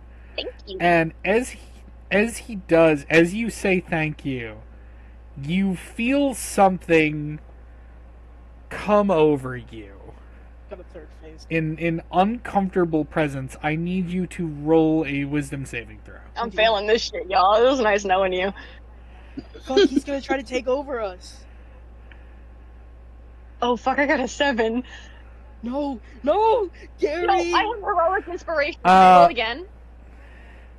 You can, yeah. Oh, got The 22. DM knows our wisdom shit.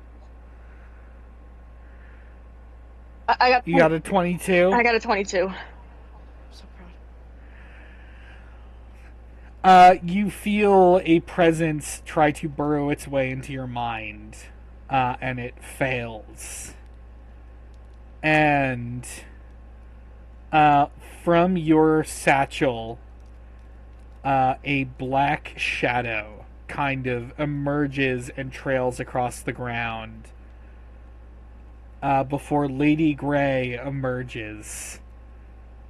And lets out an exasperated sigh and says, "I was sure I had you." You want me to get a hold of you again? Damn.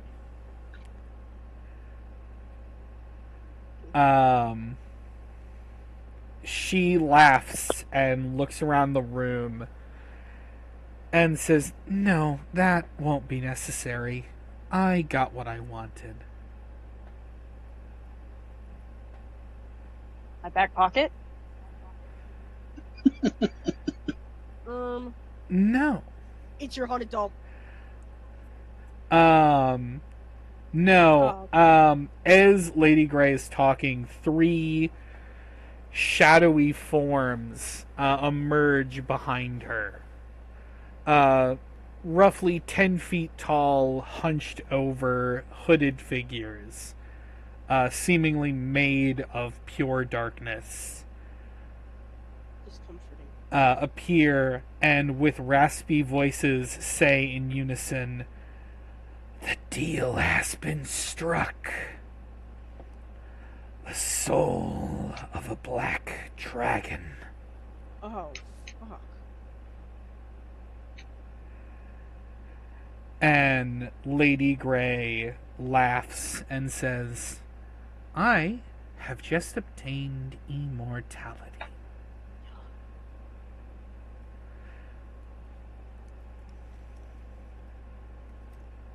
Figures. You're so good at making characters that are so easy to hate. Can I just say? Yeah. And Mask, I think, almost reflexively goes to stab her in the chest, and his dagger just goes right through her. And she says, "Oh, darling, that's not going to work. I'm not corporeal right now." Yeah, that's what she said. You see, my immortality is much better than that imbecile's over there. Conditional immortality. I'm not going to live forever. I'm going to relive forever. I will be reincarnated every time I die. With the memories or without them? With. Oh.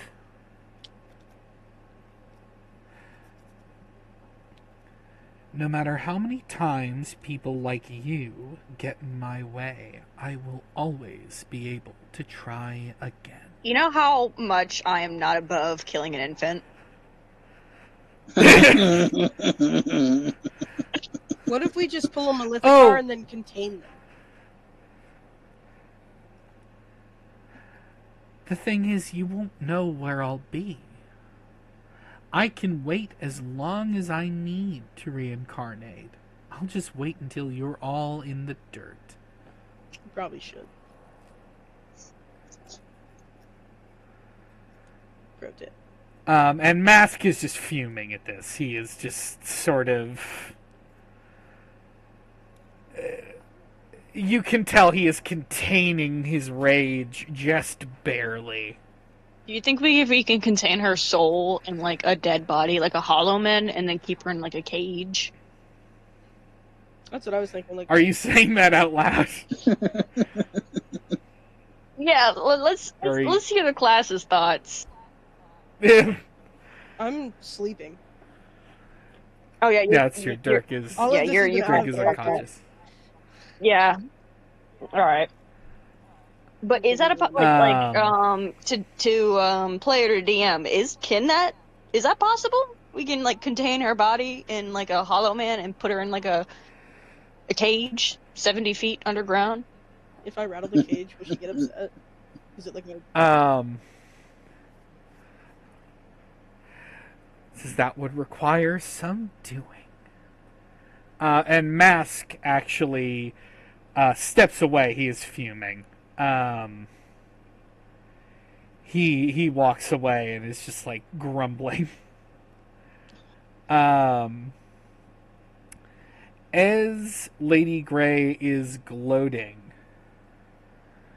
Dirk, you regain consciousness, and the mask shakes and sort of like falls out of your grip, and as it is sort of rattling on the ground, a new body starts to form from it.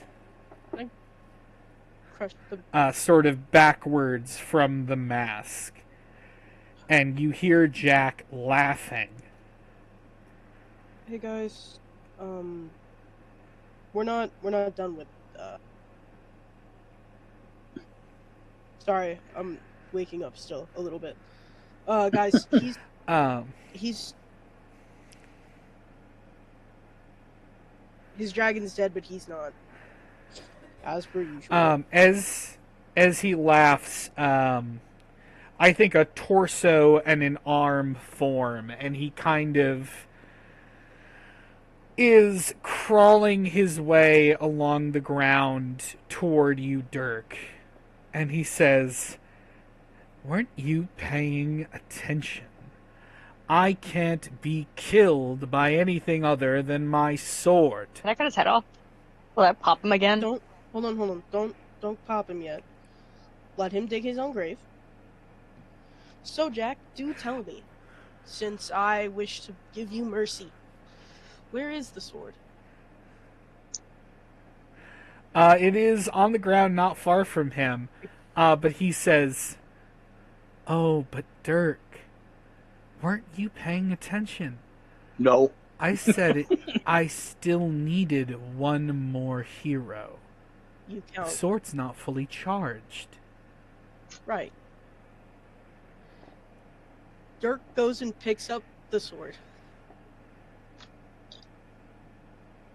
So you're saying, and you're probably lying, but I'll bite, that if I kill somebody with this, and then I stab you, it'll kill you?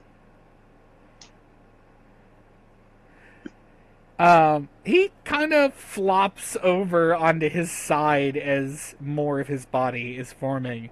He says, "That's the idea." And then this ends.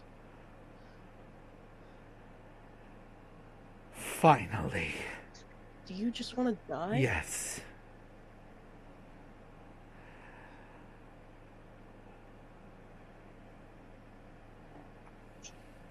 Jack. I don't think he knows how to respond. I think he's at this point he has limbs now. Granted, he does not look fully formed.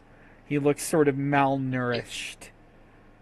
Yeah, And he's kind of on the ground holding himself up. I have an idea. Mm-hmm. I don't know that you're going to love it. Mm-hmm. So, I have a question. So, the way that haunted dolls work is, I think, and I could be wrong, but if I'm remembering correctly, you die for a second and then it brings you back. It takes the death. No? No, you do not technically die at all. Okay. Well, Dirk? Does that mean that the sword doesn't even need that other one since Dirk's mother didn't actually die? yeah, she didn't die, which means that it's two. It's actually two. He doesn't know. Oh, gotcha. Okay, cute. But Jack is a hero. Would his death count?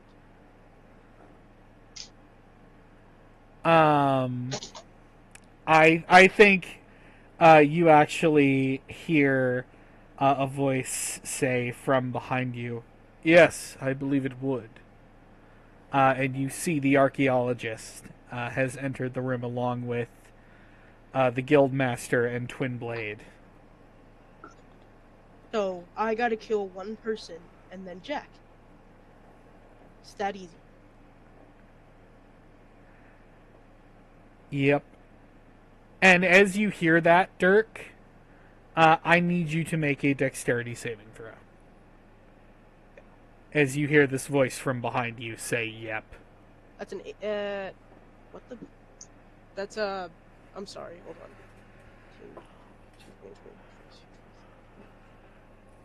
25.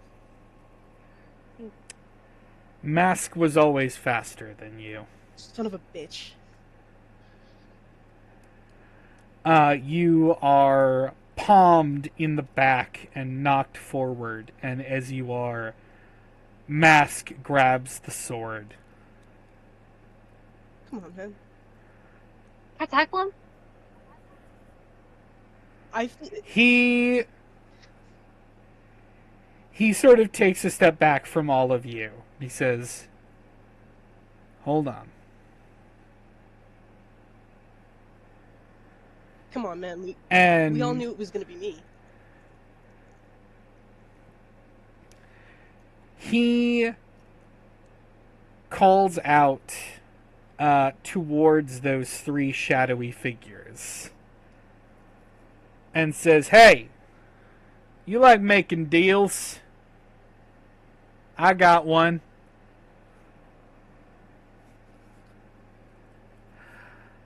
I will give you my life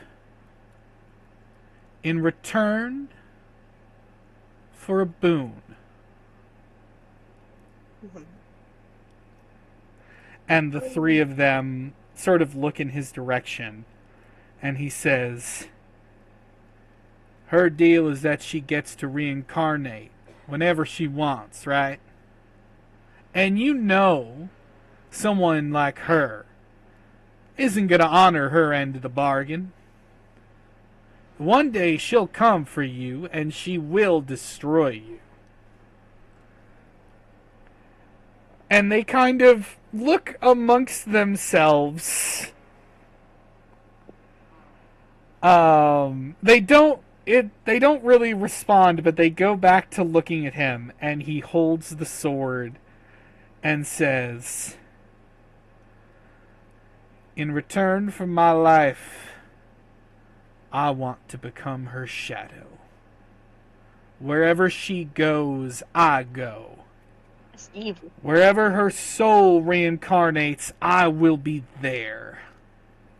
That's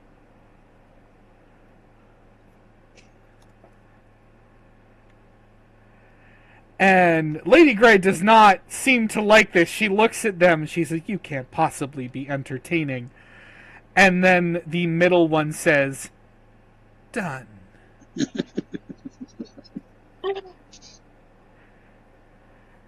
And without hesitation, Mask stabs himself through the chest with the sword.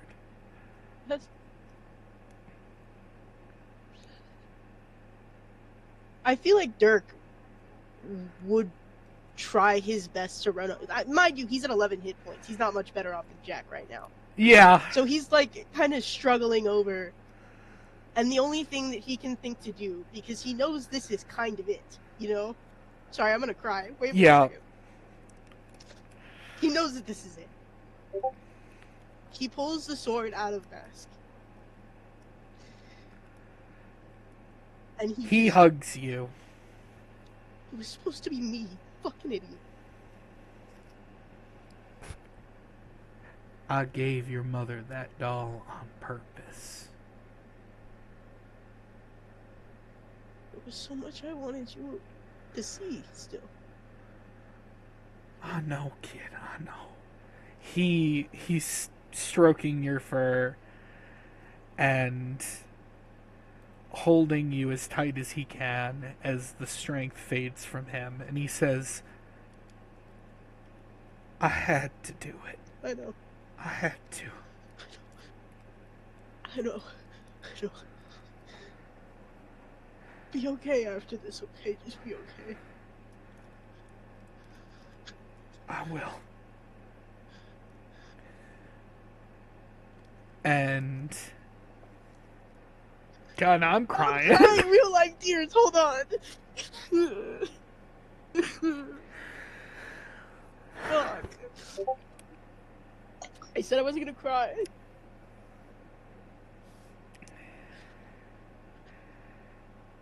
And his body goes limp.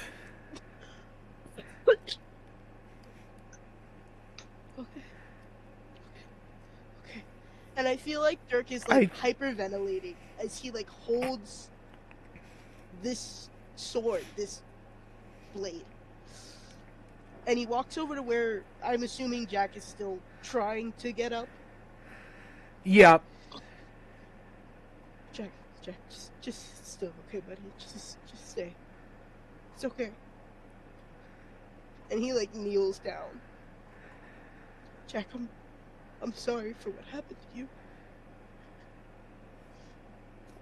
There were better options for you, I know it, but I know that sometimes when you're in the darkness and there's no one else there, it's so hard to find a reason to be good.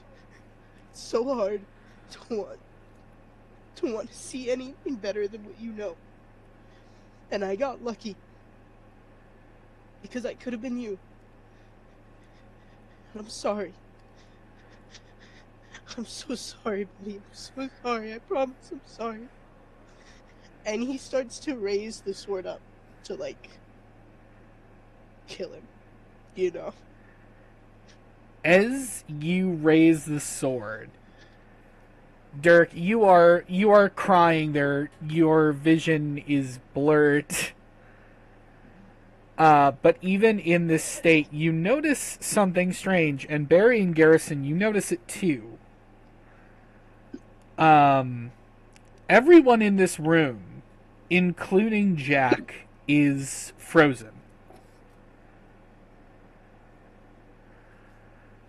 They are not moving. And Dirk, you feel a hand on your shoulder. And as you turn, you see your sister. I want to go home.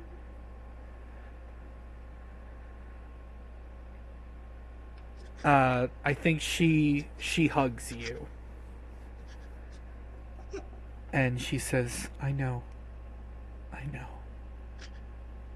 There's just one last thing that you have to do. What do I do? And she pulls away from you, and she looks at all three of you and says, I am giving you this moment to decide Jack's fate. He doesn't want to change, though. I don't know how to help him. I tried so hard. I want to help him, but I don't know how.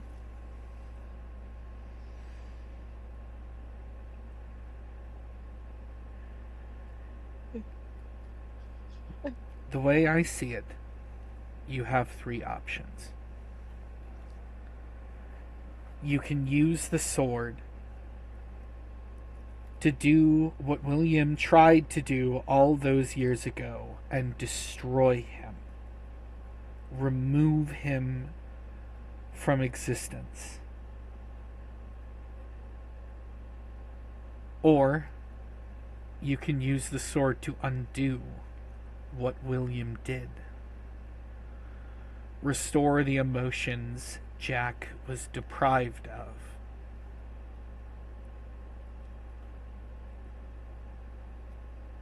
He wasn't always bad. I promise. I know you guys didn't see it. Like, he was like me. He was like me, and he didn't have a you. He didn't have it. He didn't.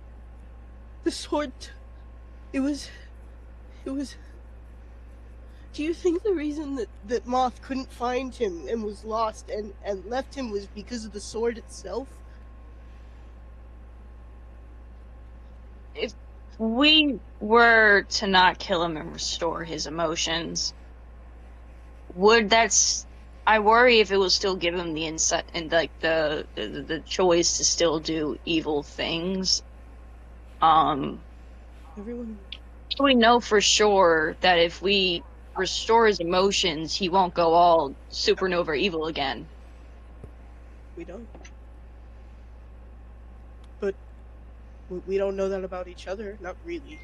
I mean, I fed a guy to his dog. What a pull! Let us not forget, I wasn't exactly the best when I was younger. I was angry and I was hateful, and I had you. Well, Garrison. Dirk, the difference here is Jack is a grown ass man and you were a child. So. But Jack was a child. But he wasn't a child when he made these choices. But he didn't have any emotions.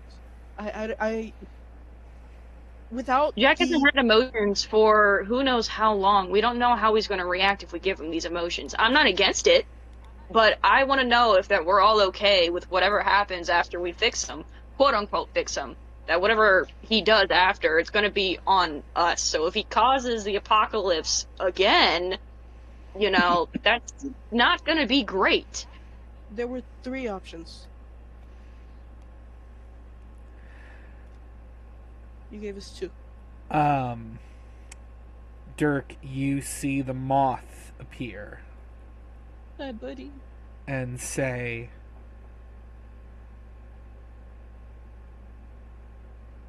I could recreate him.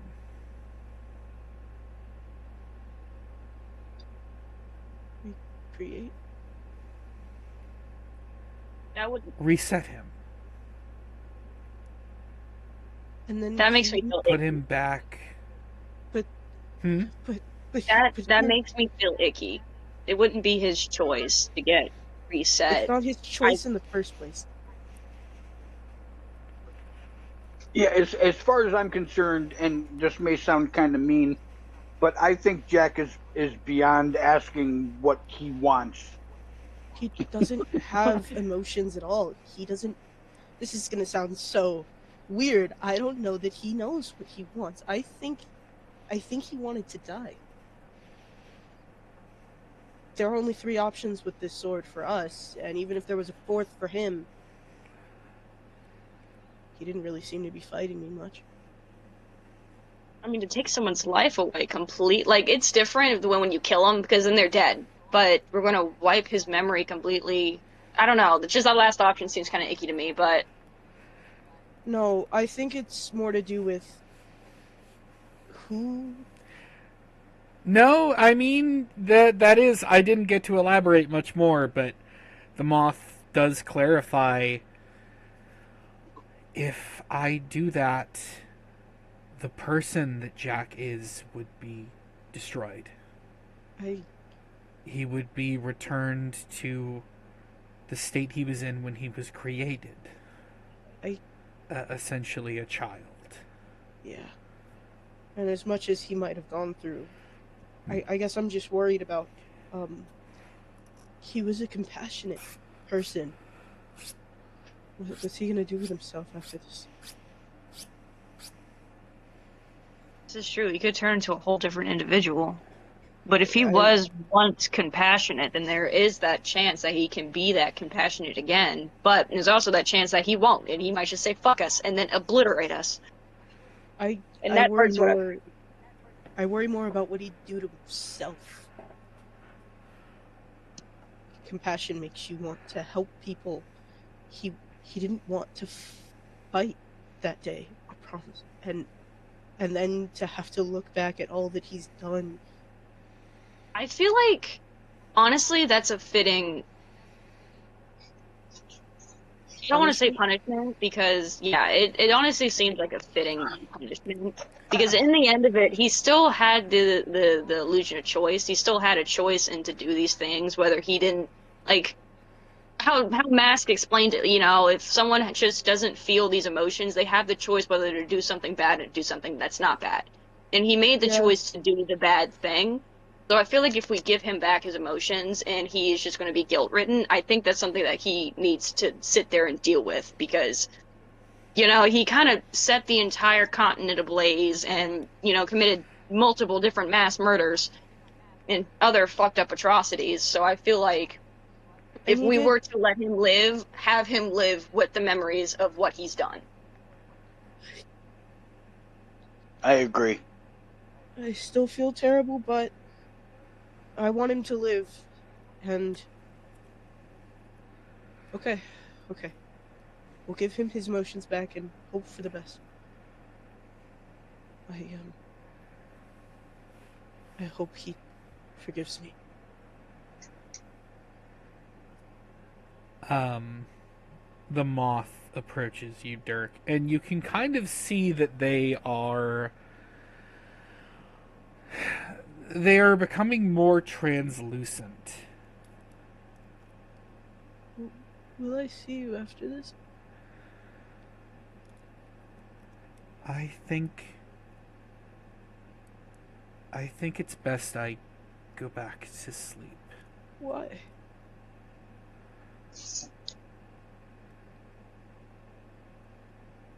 The moth sighs and looks at Jack's mask and says, Jack was wrong. I never left him.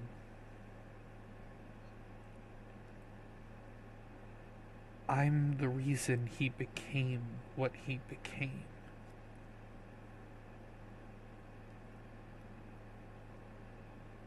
I fueled his anger.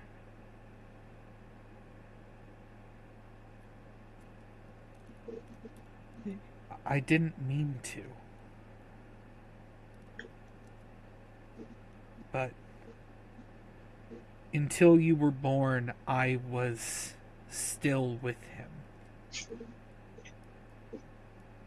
Deep inside. Driving him to be what he became. You know, I know it doesn't make it any better, but you did good with me, at least.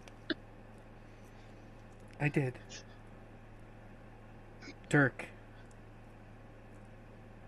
I know I can't hide forever, but I'm not ready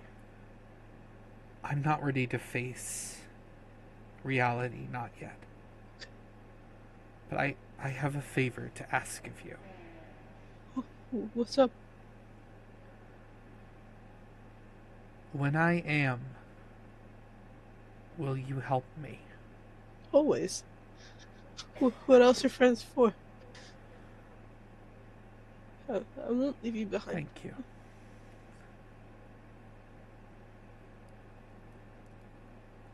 Thank you. And the moth becomes more translucent. He says, I'm pretty tired, though. I know. I'll see you when I wake up. I'll be there. I promise. Thank you. And the moth fades from view. And Dirk, it's a strange feeling because you still have your powers, but you can tell that this presence is gone, or at the very least, it is diminished.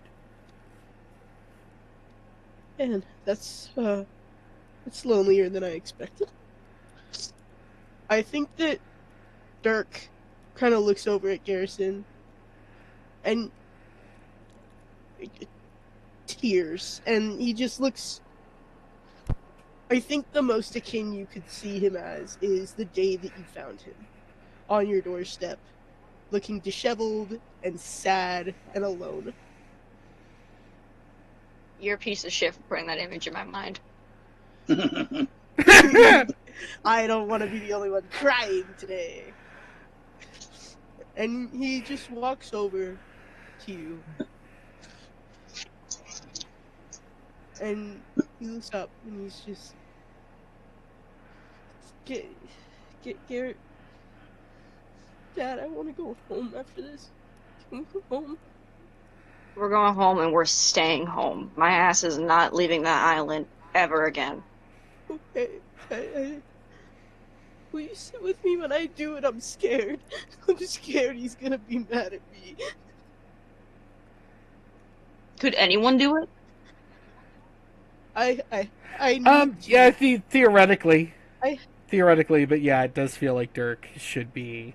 I have to do it because if I don't do it, I'm not gonna believe that it's done, you know? I will hold your hand while you do it. Okay. Barry, what do you want to do in this moment? Barry's just watching, just self-reflecting. Okay. Barry's gotta stand guard, because... Well, yeah, I mean, he's not going to let anyone interfere. Yes. Big man Barry. I like this image of the three of you approaching Jack. Dirk holding the blade, Garrison holding Dirk's hand. And Barry holding everyone Dirk, back. Yeah. I hope everybody in the And pictures. Dirk, you see essentially a switch on the sword that as you turn it on, it begins glowing with this sort of prismatic glow. Okay, are we ready? Yeah. Yeah. I mean, As ready as we're gonna be. rip the band-aid off. All right. I think I kneel down again next to Jack. This is gonna hurt you more than it hurts me, or hurt me more Yeah. than it hurts you. I don't. I was always confused by Yeah. that statement. Jack.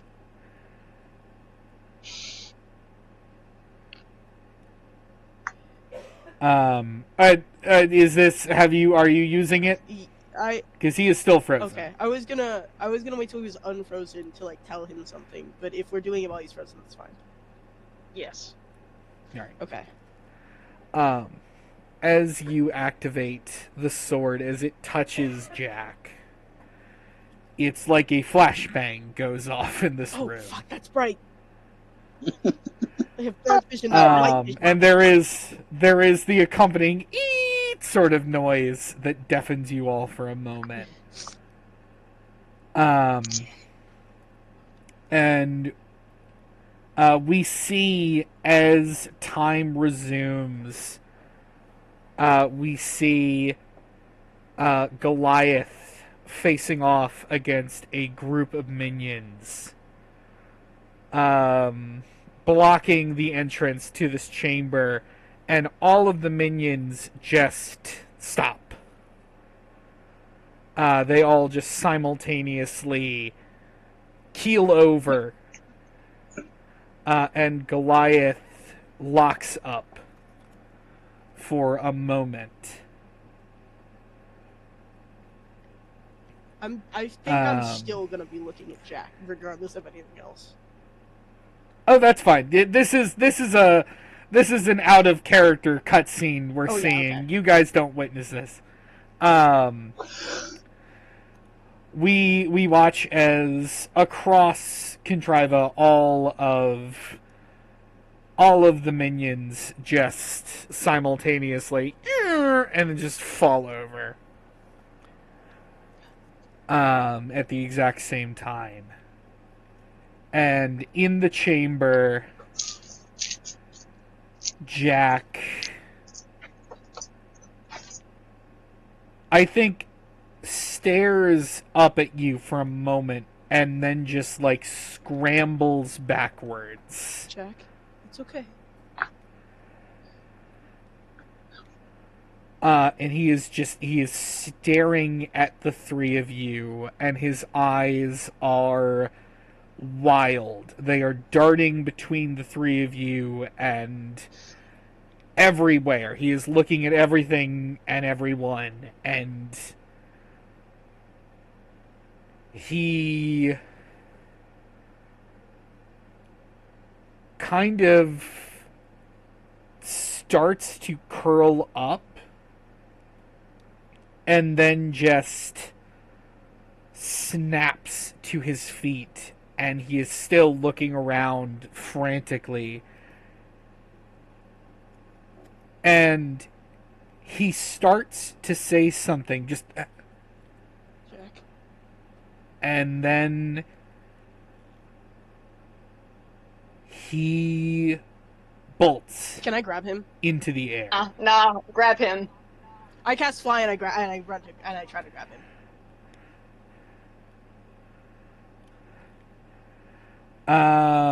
I cast fly on me and Garrison since I'm already touching him, and then I go to grab him. Roll dexterity. Not a saving throw. Just... Everyone who is trying to grab Jack. Can I roll acrobatics instead? I nodded. Sure. I You natted? Yeah, I natted. I 19'd. Okay. Garrison, you grab his leg. And he looks down at you frantically, and I think he says in a sort of low voice, just, please, Jack, I can't be here. Jack. You'll be here for 20 minutes, and then we'll put you somewhere else. But you're gonna chill for, chill. Jack, please. Just come down. I promise. I told you I wouldn't. I promised you. I know you don't remember. I promised you I'd help you. Please. Please come down. He...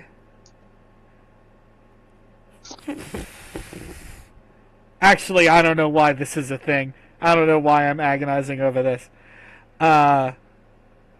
Jack looks at you and says, I'm sorry. I know. It's okay. And he turns to black smoke.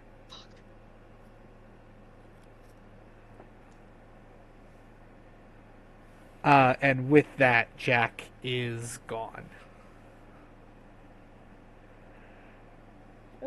And I think everyone in the room just kind of... Because from everyone else's perspective, they have no fucking idea what just happened. They don't know. They didn't see any of the mulling over of options, or as far as they know, you just, you had just defeated him, you tapped him with the sword, and then he just, freaked the fuck out and bailed. Did they see the flashbang? They did see the flashback. I think that currently Dirk is having a realistic depiction of a panic attack. He's just that's slowly winded himself up. He was just like, and he's in the air, so he's spinning in circles, curled himself up into a ball, and is floating around having a panic attack. Which, as sad as it is a little funny. Teresa grabs Dirk out of the air and pulls you down and is holding you and trying to get you to calm down, and she whispers in your ear, it's okay. It's gonna be okay. I promised him. I promised him and he's gone, and I don't know where to get him, and I don't know where to find him, and he's gone, and I miss... She holds you closer and she says, he's gonna be okay. I promise. Does he know that I tried? He does. Okay. He's going to do what he needs to do.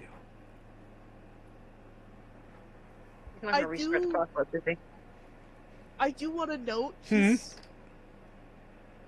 I want to note that Dirk is still holding the sword. Yeah, that's fair. For context, the sword is now powerless. Yeah.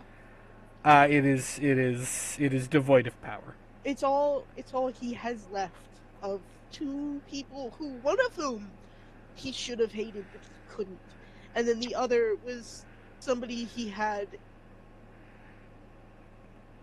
And he's feeling conflicted right now, but he's holding the sword like it's not a sword. It is actually something that is completely comforting to him. Yeah. I will say, the archaeologist is, kind of holding Mask's body. Dirk, this is fun.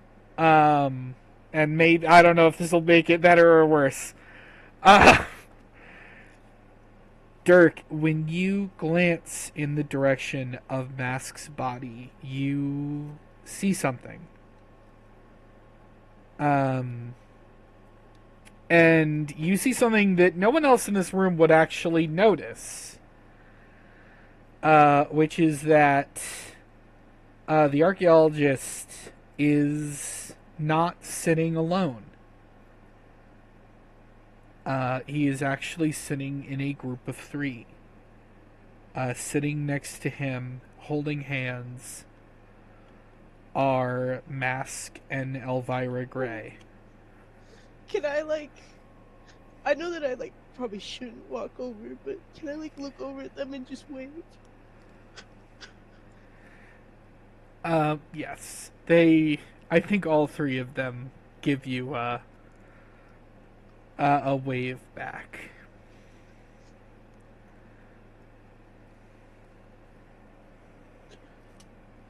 I'm crying, I'm sorry. Look, it's understandable. I'm crying. Do I have to explain this to my therapist? That means I did a good job. My therapist will be hearing from It's... you. Or you'll be hearing from my therapist. Yeah, I was gonna say, I'm gonna be sent a bill. Yeah.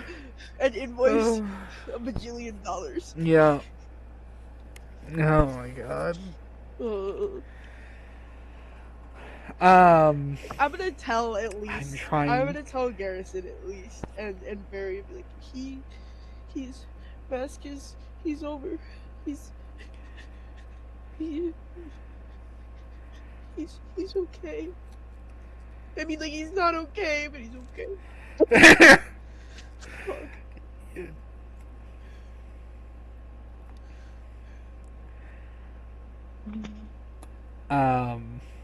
I'm trying to think because there's so much going on in this room now. The guild is destroyed. Yeah, the guild is on fire. Which is good. Its original purpose was not great. Maybe heroes should just rise from other people and be, I don't know, man. I'm having thoughts, and none of them are finishing. Man, I'm trying to, because I want to do some, like, there's a bunch of stuff I want to do, but Dirk or Exis, are you... I'm okay. You gotta give me aftercare after absolutely whooping my ass emotionally, okay? This is fair. I think slowly but surely pretty much everyone ends up down here. The guildmaster comes down, and I think he wants to know what the fuck happened. Hey, buddy. And I think you walk him through events. I give him a play-by-play. And he kind of looks up at the hole in the ceiling, and he says, "So Jack's just gone?" Yeah. I wish he wasn't. Probably. I think he might be sulking somewhere. My guess, probably the prison. I don't know if sulking is the right word. I mean, I feel like that's a good guess. I'd call it more mourning. Fair. He does look in the direction of Mask's body, and he sighs, and he says, "At least they're together." It was supposed to be me. No, it wasn't. Oh, come on. And he gently bops you with his staff. He says, "Enough of that." Okay.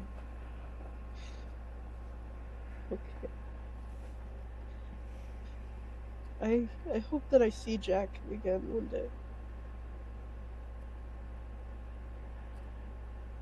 I have a feeling you will. Yeah. I hope not anytime soon. I mean, being alone is kind of what did him in the first place. Yeah, but he can be alone for like a month, and then he can come say hi, I think. Yeah. I think that's in a reasonable amount of time. I suppose. Yeah, I don't want to see him for a while. I'm all set with him. Yeah. He'll figure it out in his own time. Yeah. I hope he does it quick, you know. I think he sometimes forgets that our lives are finite. At least when time comes to be involved. I would assume his is not. I think he's got his original body back, right? No, I don't think so. I think he's I have no still idea. like a weird No, specter guy. No, he does. He does have his original Oh. body back. Then is his time finite? No, I don't. I think you would know that. You would have sort of pieced together from the bits and pieces you've learned that like his original body was theoretically immortal. You know, I wish I'd inherited a little bit of that, huh? But yeah, it would have yeah, helped. helped a little. Um, Oh, my mom! And Dirk, like, it occurs to him, and he runs over. she's fine. She's been fine for a while. Hey, Mom. Hi. He almost died.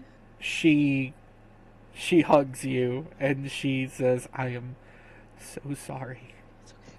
It's alright. It's okay. Everything's...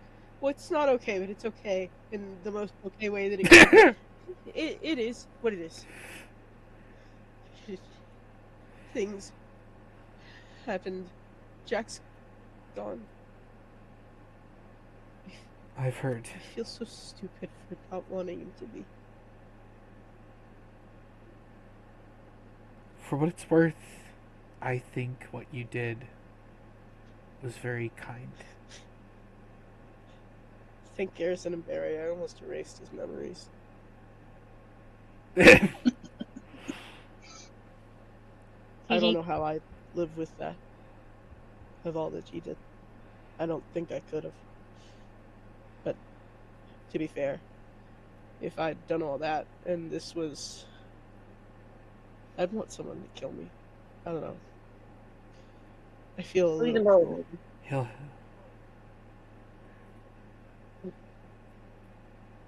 He'll have to live with what he's done. Yeah, but he's got forever to make up That for it. won't. Yeah. Yeah. So, you and Lionheart gonna... Is Lionheart gonna be my stepdad now, or... Would he be my stepdad? I don't know about. I don't know about Hold on, that. I need to think of the logistics here. Because, like... You're down a dad. No, you're not. Never mind. No, I am, though, Mask. Oh, yeah, you are down a dad. Yeah, I'm Mask. down a dad. I like how I have one singular mom, but, like, many dads. Yeah. It sounds like the premise of a sitcom. Yeah. Wasn't this in BoJack? One 30 mom, dads. 7 dads. Yeah, my 30 My dads. 30. My 400 brothers. 17 Yeah. bajillion cousins. You know. My zoo of pets. I think Lionheart and Pridefall are also down here. Pridefall is making sure that Barry is okay. What about my husband? He didn't die in that explosion, did he? Vander, I am so sorry. You're right. Vander is also. Look, there's a lot I have to do here. Cut me some Worry slack. not. I have a lot of characters that I need to address. Vander is doing the same thing Pridefall is doing with you, Garrison. Just making sure that you are intact. I have 36 health. Yep, he's brought a bunch of healing potions and also just food. Vander's such a real one. It's like the cafeteria was on fire, but I got what I could. Amazing. Vander, he's so silly. It might have partially been on fire because of me, but you know, Irrelevant it's information. fine. It's edible. That's what Yeah. matters. Yeah. But they'll never prove it.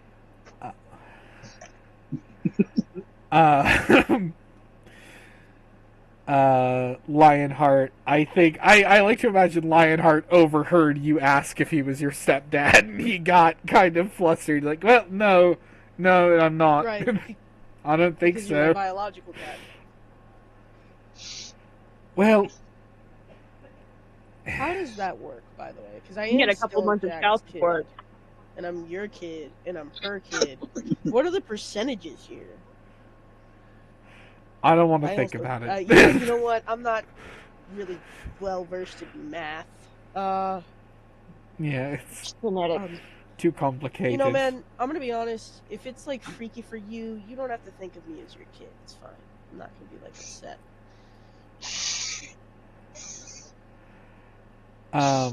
Well, But I will be waiting at Christmas. Yeah. Send me Yeah. a Christmas card with like a gold coin in it every so often. Yeah.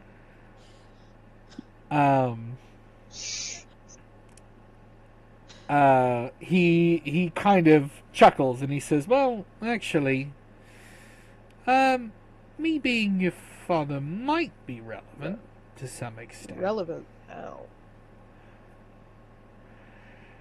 Well, with Lady Grey gone, that means that, by all accounts, my family goes back to being the noble family of Oh, Silkshire, shit. That's cool. which would mean that you are a noble. I don't even have table manners. Barry laughed. Yeah.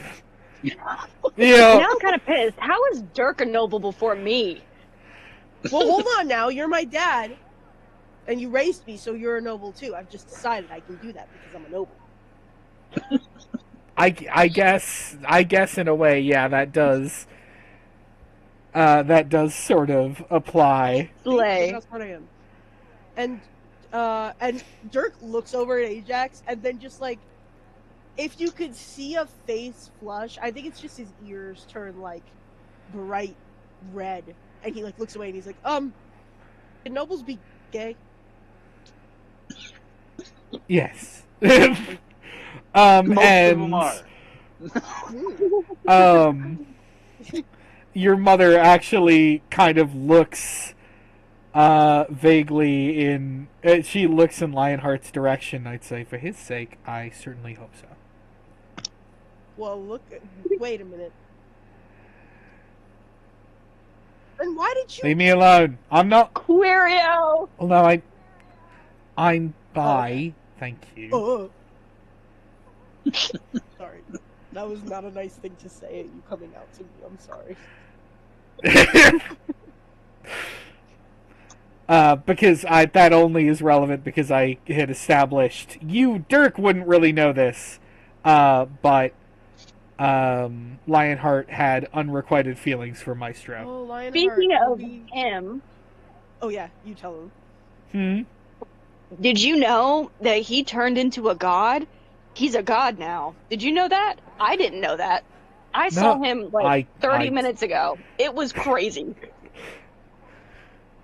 You will have to explain that to me because I did not know Hey, look, that you can worship him now. at all. That's a weird energy. You should do it. That's a really weird What kind of energy. It's offering like would you down leave? bad to the extreme. Yeah. Sorry, that's my bad. I thought it would be funny. No, I mean it is. It's just. I mean, I guess I'm. You could just do it. I like, want to know. I guess it. I want to know what kind of offering you'd leave. Yeah. Pack of Oh gum, God. Yeah. I got a Pack few Dollars. guesses that are not half-eaten. child appropriate. Yeah, half-eaten Snickers bar. 6 rubles from the infinite purse. Yeah, rubles from the yes. Hey, Mom. Would you Yeah. like to meet Yes. my very good friend? Sure. Right this way. And he walks over to Ajax and he's like, "Hey, buddy, this is my mom." Nice to meet you, Miss Dirk's mom. We have been goofing around with. Ah! Goofing around with Oh God! Who is this? Dirk's mom. No, the voice. Yeah, Dirk's mom. That was Dirk's mom. What are you talking Yeah, about? that was Dirk's mom. Oh, all right. Yeah, okay. We've been goofing around. All right. Yeah, Ajax very timidly gets to know your mother. Rat also scampers up Oh, your leg, Rat, Dirk. you're okay. I almost died, buddy. He is covered in oil, presumably because he was like destroying minions somewhere. We'll assume that Rat was just like Gnawing minions from the going inside. yeah, just crawling inside of their circuitry and just like Oh, Shit, it tastes good? probably well, not. hold on. I've eaten food while having like motor oil on my hands, and actually, it adds quite a nice zing. You need to be studied. Like, Yeah, I was really gonna bad. say that explains a lot. Yeah. What? No. It was delicious, man. It was some of the best food I ever had. You really need to be, I'm guessing, checked. I'm guessing you truly love the smell of gasoline too, don't you? I do. Yeah. Mm. I like the smell of motors, gasoline. Well, I was deconstructing a bike, and they ordered food, and I was like, well, I'm kind of hungry anyway. And he was like, well, no point in washing your hands. You're working on the bike right now. So I just ate while I worked. There's stuff in my hands. Ah, I see. I like the smell of gunpowder. Ooh, yeah. I think this whole scene is relatively chaotic. There is a lot going on. I think. I like to assume that my brothers are somewhere in the mix, looking around for us, like, guys. Yeah, they were here Guys? in the guild. So Martin and Humphrey also come down to join this reunion. And I think the camera sort of pans out as this sort of chaotic scene just gets more and more chaotic. And I want to jump forward a bit, probably like a week. And I want to know what you have been up to. I think I'm gonna let everybody else go first while I pontificate. Okay. Garrison.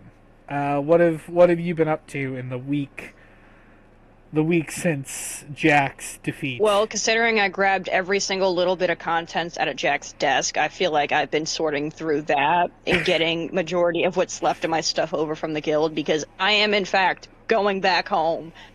I am over this shit. I don't want to do this shit no more. I'm going home, and I'm staying home. Unless there's another apocalypse, do not call me, Guildmaster.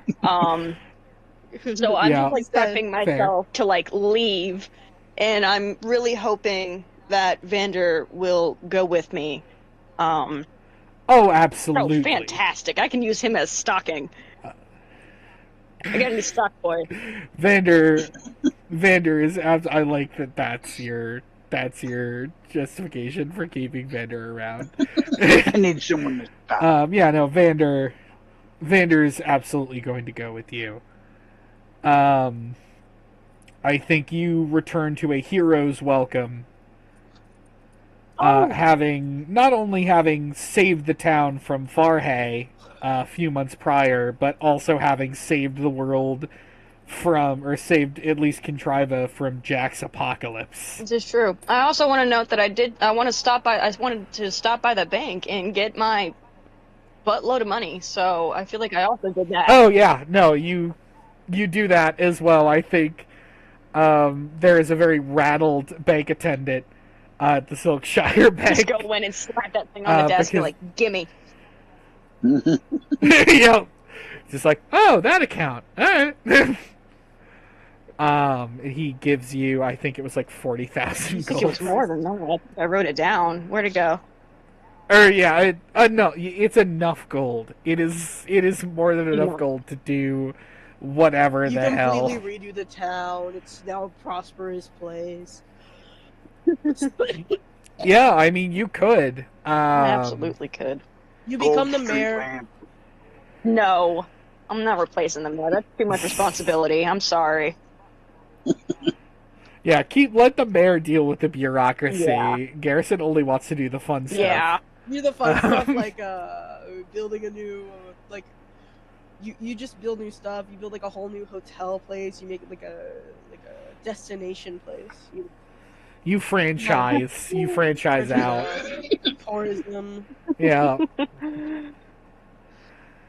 And then you send Johnny to school. Oh yeah. Well, that I feel like we should maybe revisit that one when we get further into this, because one of the things we have to decide is the fate of the guild. Yeah. What happens with that? But yeah, you return home to a hero's welcome, and you are better off than you've ever been. Johnny is also kind of a town hero now, having used their necromancy to protect the town from the minions. I think people are still a little weirded out by the concept, but they've definitely, they've warmed to it a bit. They don't have a choice in the matter, unfortunately.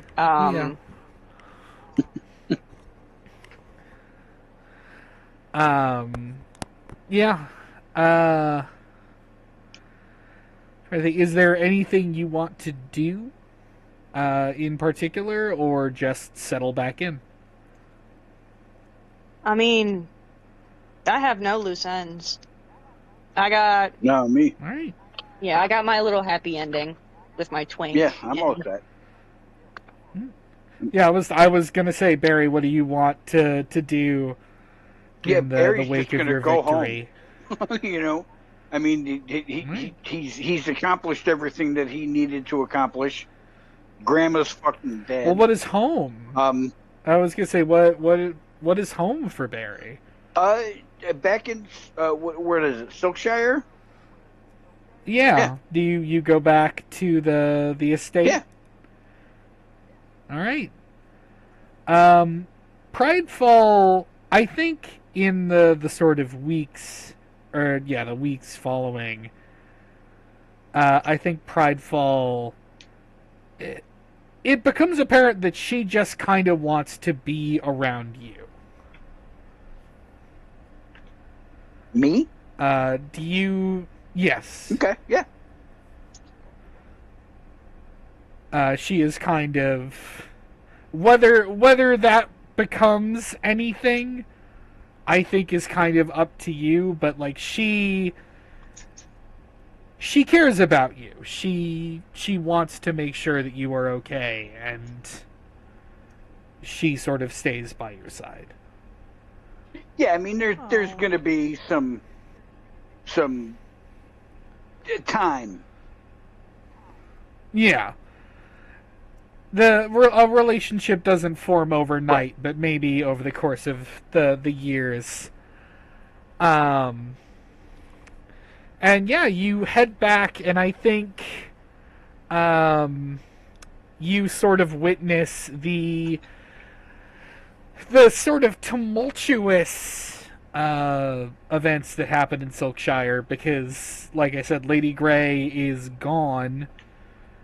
Which means that Lionheart and Pridefall kind of take back over for their parents. Which I think your family, Barry, is very happy about. They were treated less like servants and more like family by that family. Mm-hmm. And so I think that is much better. And also, you are kind of in a weird position now, where you are kind of nobility yourself. Between being a hero and also your sort of strained relationship with Pridefall. You are kind of... You could, if you wanted to, be a noble yourself. Yeah, I don't think that's really Barry's thing. That's fair. Barry's happy cooking, I assume. You open a restaurant? But yeah, you... Question mark? He could. Barry could open a restaurant if he wanted. Yeah, probably. I mean, not necessarily a restaurant, but a place where people can eat. Mm-hmm. You know, I like at that this idea. point, I don't think Barry's going to charge anyone for anything. He's just going to be like, "Yeah, I'm making food. So- Come on over." Barry opens a nice soup kitchen. The sort of class divide that once existed in Silkshire kind of dissolved when Lady Grey sacrificed most of the nobility. Yeah, that happens. So it's mostly the poor people now, and I think over the course of the next couple years, I think the rich district slowly sort of dissolves. And one of the first things that I think is done is the wall separating the two sides of the city is torn down. Sweet. I bet it was like torn Um, down like the happy way, like the Berlin Wall was tore down. Oh yeah, I know. Mr. Gorbachev, tear down that wall.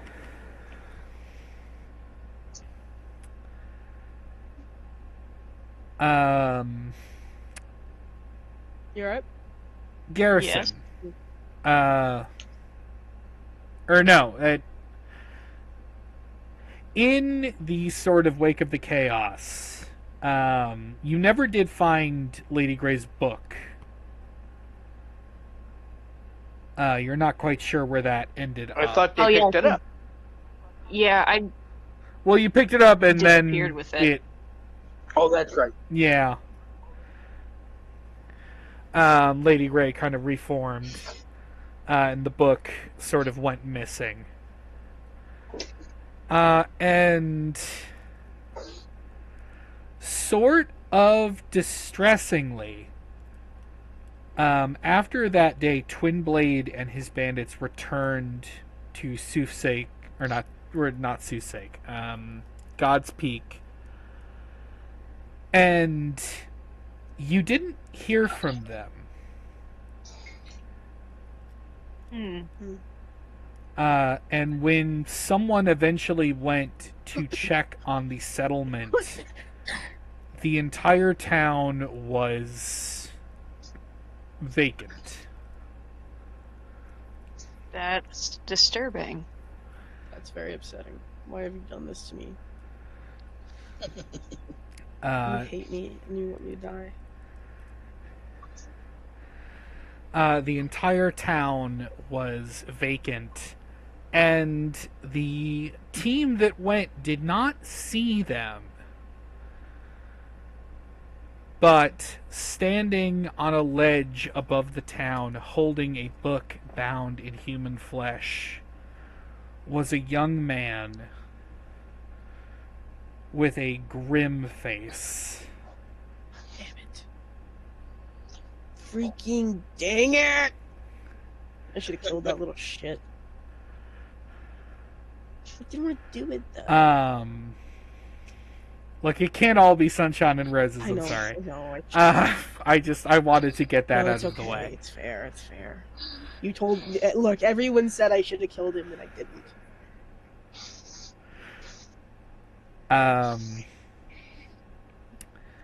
Trying to think what else. There's so many. Ajax.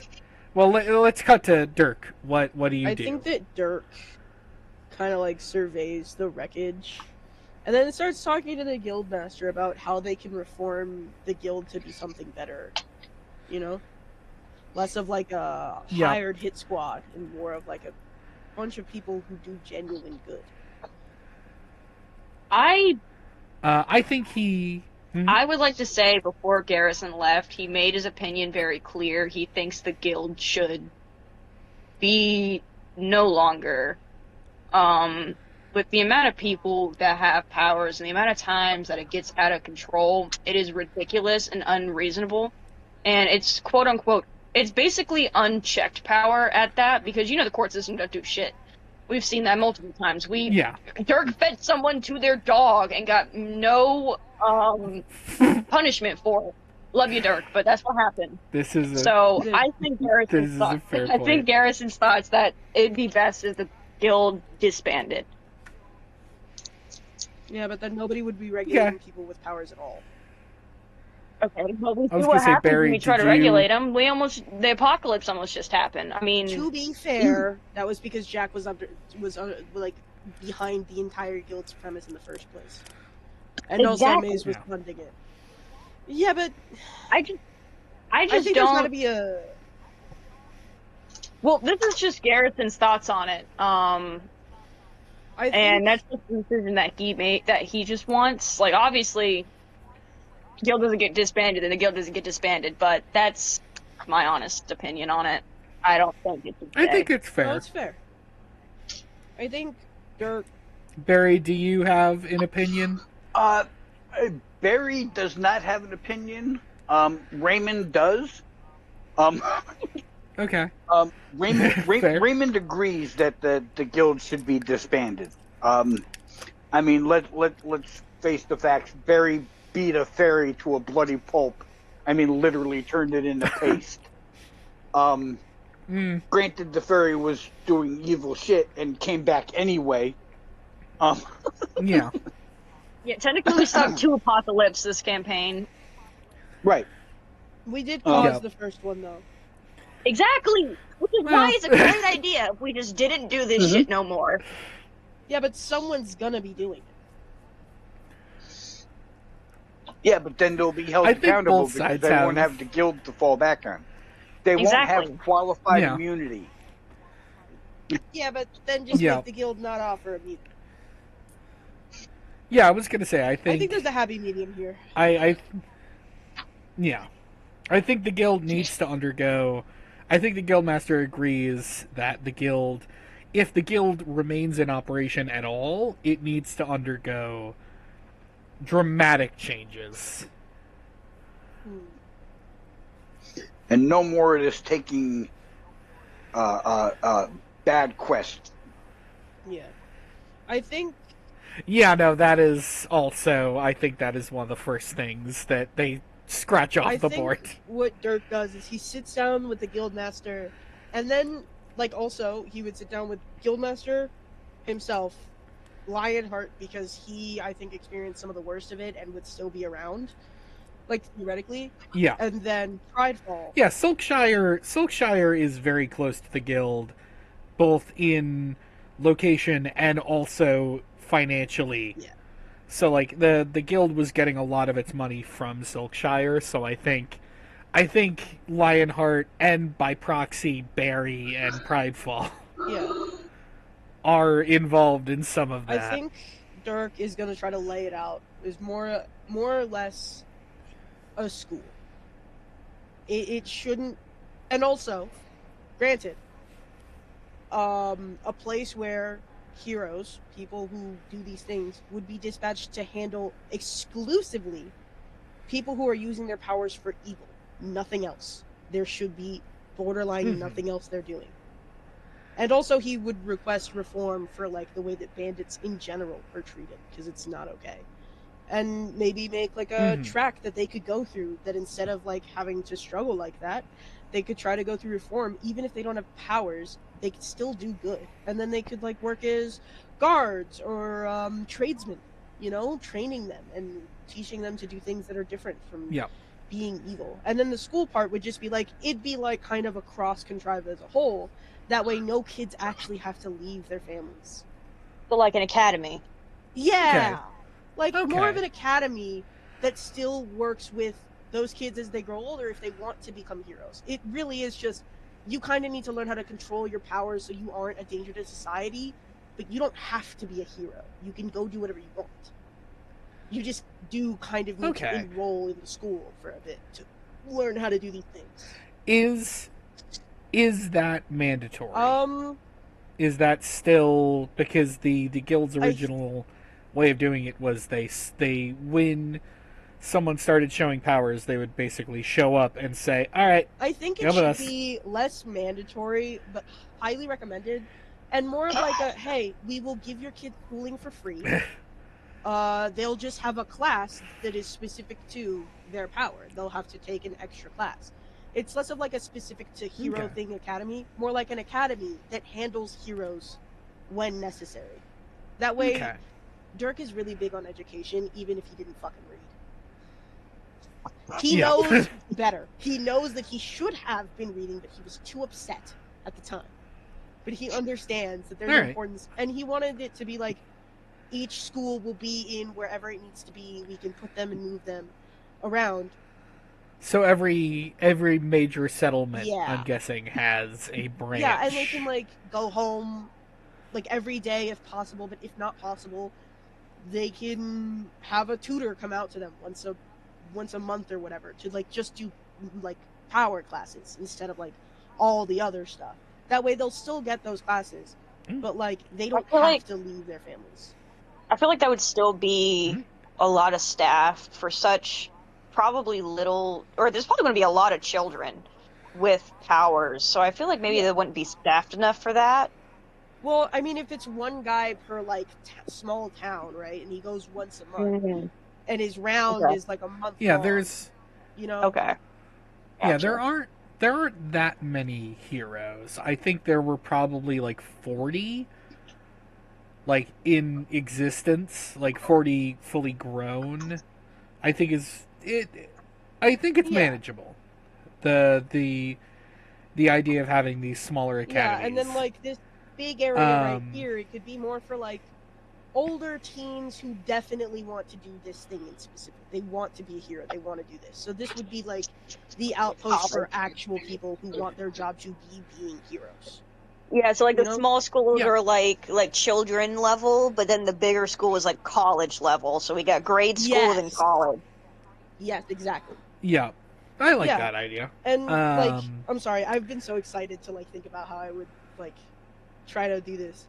And then like so you'd have like the college level students, right, who are here to like learn like the ins and outs truly and sincerely. And there you'd have the actual heroes going, okay, so here's what you're going to do. And then they teach them. And the things that they would go be called in to do are like large issues, you know, like, or like, and this is my hot take. If you want to take a job that's like, hey, my son is missing, go ahead. That's fine. But don't expect to get paid. Do not expect payment for doing like small, menial jobs to help your community. That's what's expected of you. We pay for your meals, you know. But the days of the Heroes Guild basically being a mercenary guild those are gone. That's done. That's over. And like big issues where it's like Jack level issues, then you would be able to gather all of the heroes at once instead of every single fucking time something happens, the guildmaster's like, I don't really know. Everybody's like somewhere. No, everybody's right here. I think one of the only people who really, I think there are a couple heroes, namely Thunder, who do kind of gripe about this. But at the end of the day, there is no second civil war. Given the events, they just kind of move on to other pursuits. I would also like to say, I think that the little contest that they do out there that makes you a hero, I think that's got to stop. Not the contest itself. I don't care about the contest. Yeah, you cannot give them a guild seal. I'm sorry. We're done with it.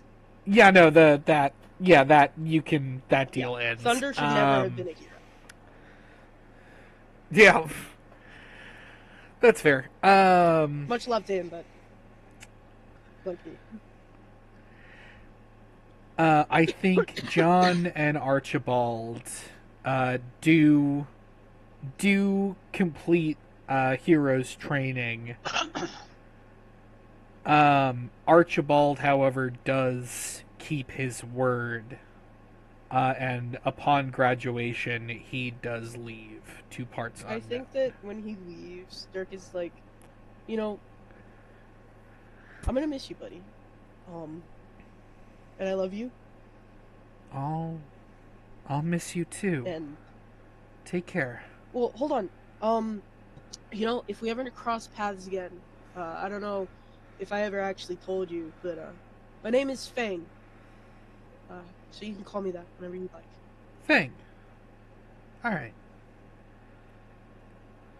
I'm gonna go back to where we came from. Okay. See if I can make something of myself out there. You'll do well. And he heads off, and I think a few years later, I think John decides to follow suit. I probably tell him the exact same thing, and I give them both like Yeah. hugs and like a little kiss on the head, and I'm like, bye. I'm like, oh my boys. Empty nest syndrome. I married Ajax. Oh, yeah, I assumed. I figured, yeah, you and Ajax are happily married. I like to imagine it just happened spontaneously one day. You're just like, want to get married? Okay. Yeah, sure. And then we went to the courthouse and we signed the papers. And we were like, Yeah, I'm not oh, doing that's cool. anything today. No. Yeah, sure. Okay. Want to get a pizza after? So yeah, you. I think you spend a lot more time hanging out with Lightning and Alana in the wake of that. And I visit Garrison every week. Lightning is very enthusiastic about helping with the sort of refurbished guild. I always knew Lightning was a good egg. Alana is somewhat distraught by the disappearance of her grandfather, but she manages. She becomes a competent bandit queen. Even as the concept of bandits does sort of die out. But I think... I like to imagine that Alana is a bandit queen in the way that she runs that sector of the guild. Like the reform part where it's like she does that. I feel like that makes sense, I guess. I'm sorry. No, it's fine. I think in a sort of strange bit of forgiven, let live. The Merchants Guild and the sort of remainders of Twin Blades clan kind of merge into a nomadic tribe.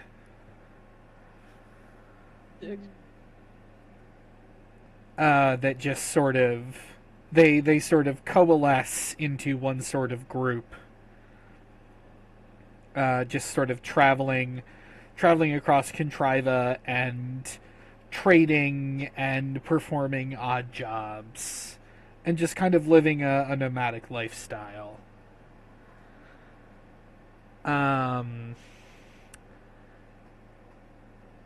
Okay, I have...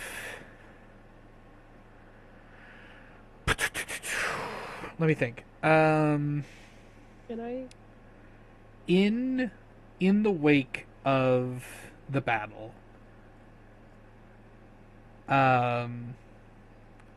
you don't know where Teresa went. Oh no. For a bit. She did resurface. But shortly after the battle with Jack, that day, we see Teresa walking along the outskirts of the guild, and she is looking for something. And as she approaches the path deeper into the forest, she hears that familiar squeaking. And she comes upon Goliath. Aww. Who is marching into the forest. And she pauses, and he hears her approach and stops moving and turns in her direction. And she says, "So you're free now." And Goliath kind of shuffles in place and says, "Yes, I am." That bitch can talk. I'm obsessed. And she says, "So what are you going to do?" And Goliath turns and faces towards the forest and says, "I'm going to do what my brother should have and find our creators."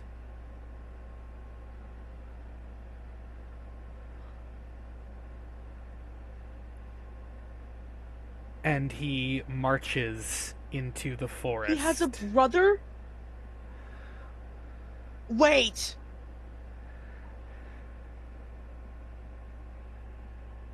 Uh-huh. Is he purple or is he green? I No, know he's Goliath is blue. Yeah, Goliath is blue. Goliath's blue. Question. I had Ken, his brother being green. Is that Jack's brother? Teresa takes out a journal and writes down, again, while still blind, writes, "Jack has fled, and in his absence, the night has reawoken." Fuck.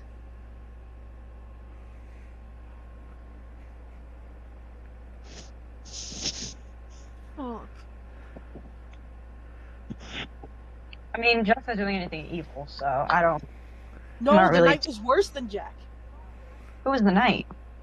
The Knight is Jack's older brother. The one that, like, fucked him up bad. Ah, He's the guy who was telling Jack in the beginning to do all the evil shit that caused him to get killed with his own sword, and now he's walking around. Fuck. This sounds like a next generation problem. To be fair, it is. That's why I'm training the next generation. That's- that is what I wanted to end this session on. Because I have an outro that follows. I have an outro song that immediately follows that. Wait, I have a final thing to say. I think when Johnny comes to train at the guild, if they do, I think Dirk gives them so much shit and bothers them all the time, and Good. pranks them. That was it. I have something to add too. That moth, like, great guy. He is such a coward. He is too afraid to face the consequences of his actions, the actions that kind of directly led to Jack's, going off or whatever. And he's like, I am not ready to face reality. Dude, you've had genuine decades to face reality, and you're still choosing not to do that. And mind you, now that I thought about it, it's like, yeah, that moth guy did raise Jack, and I feel like the only reason why he offered up to erase Jack's memories is because he realized, oh, I fucked up. Let me try again. So I see that as more of like a selfish thing on the moth's part, and I don't fuck with that. He is such a coward, and he's such a pussy. I'm not a fan. What do you think, Jack? I do like that this take. I do need to get ready for work. But I think next week, we'll probably still we'll wrap up any other epilogue stuff we want to do, and then we can talk about the intermission. Right. Alright, I will talk to you guys later. Also, I'm going to send the song in a minute, so listen to it Absolutely. when I do. Okay. I'm going to take a shower, bye. so I'll listen to it later. Okay. Alright, Bye. bye.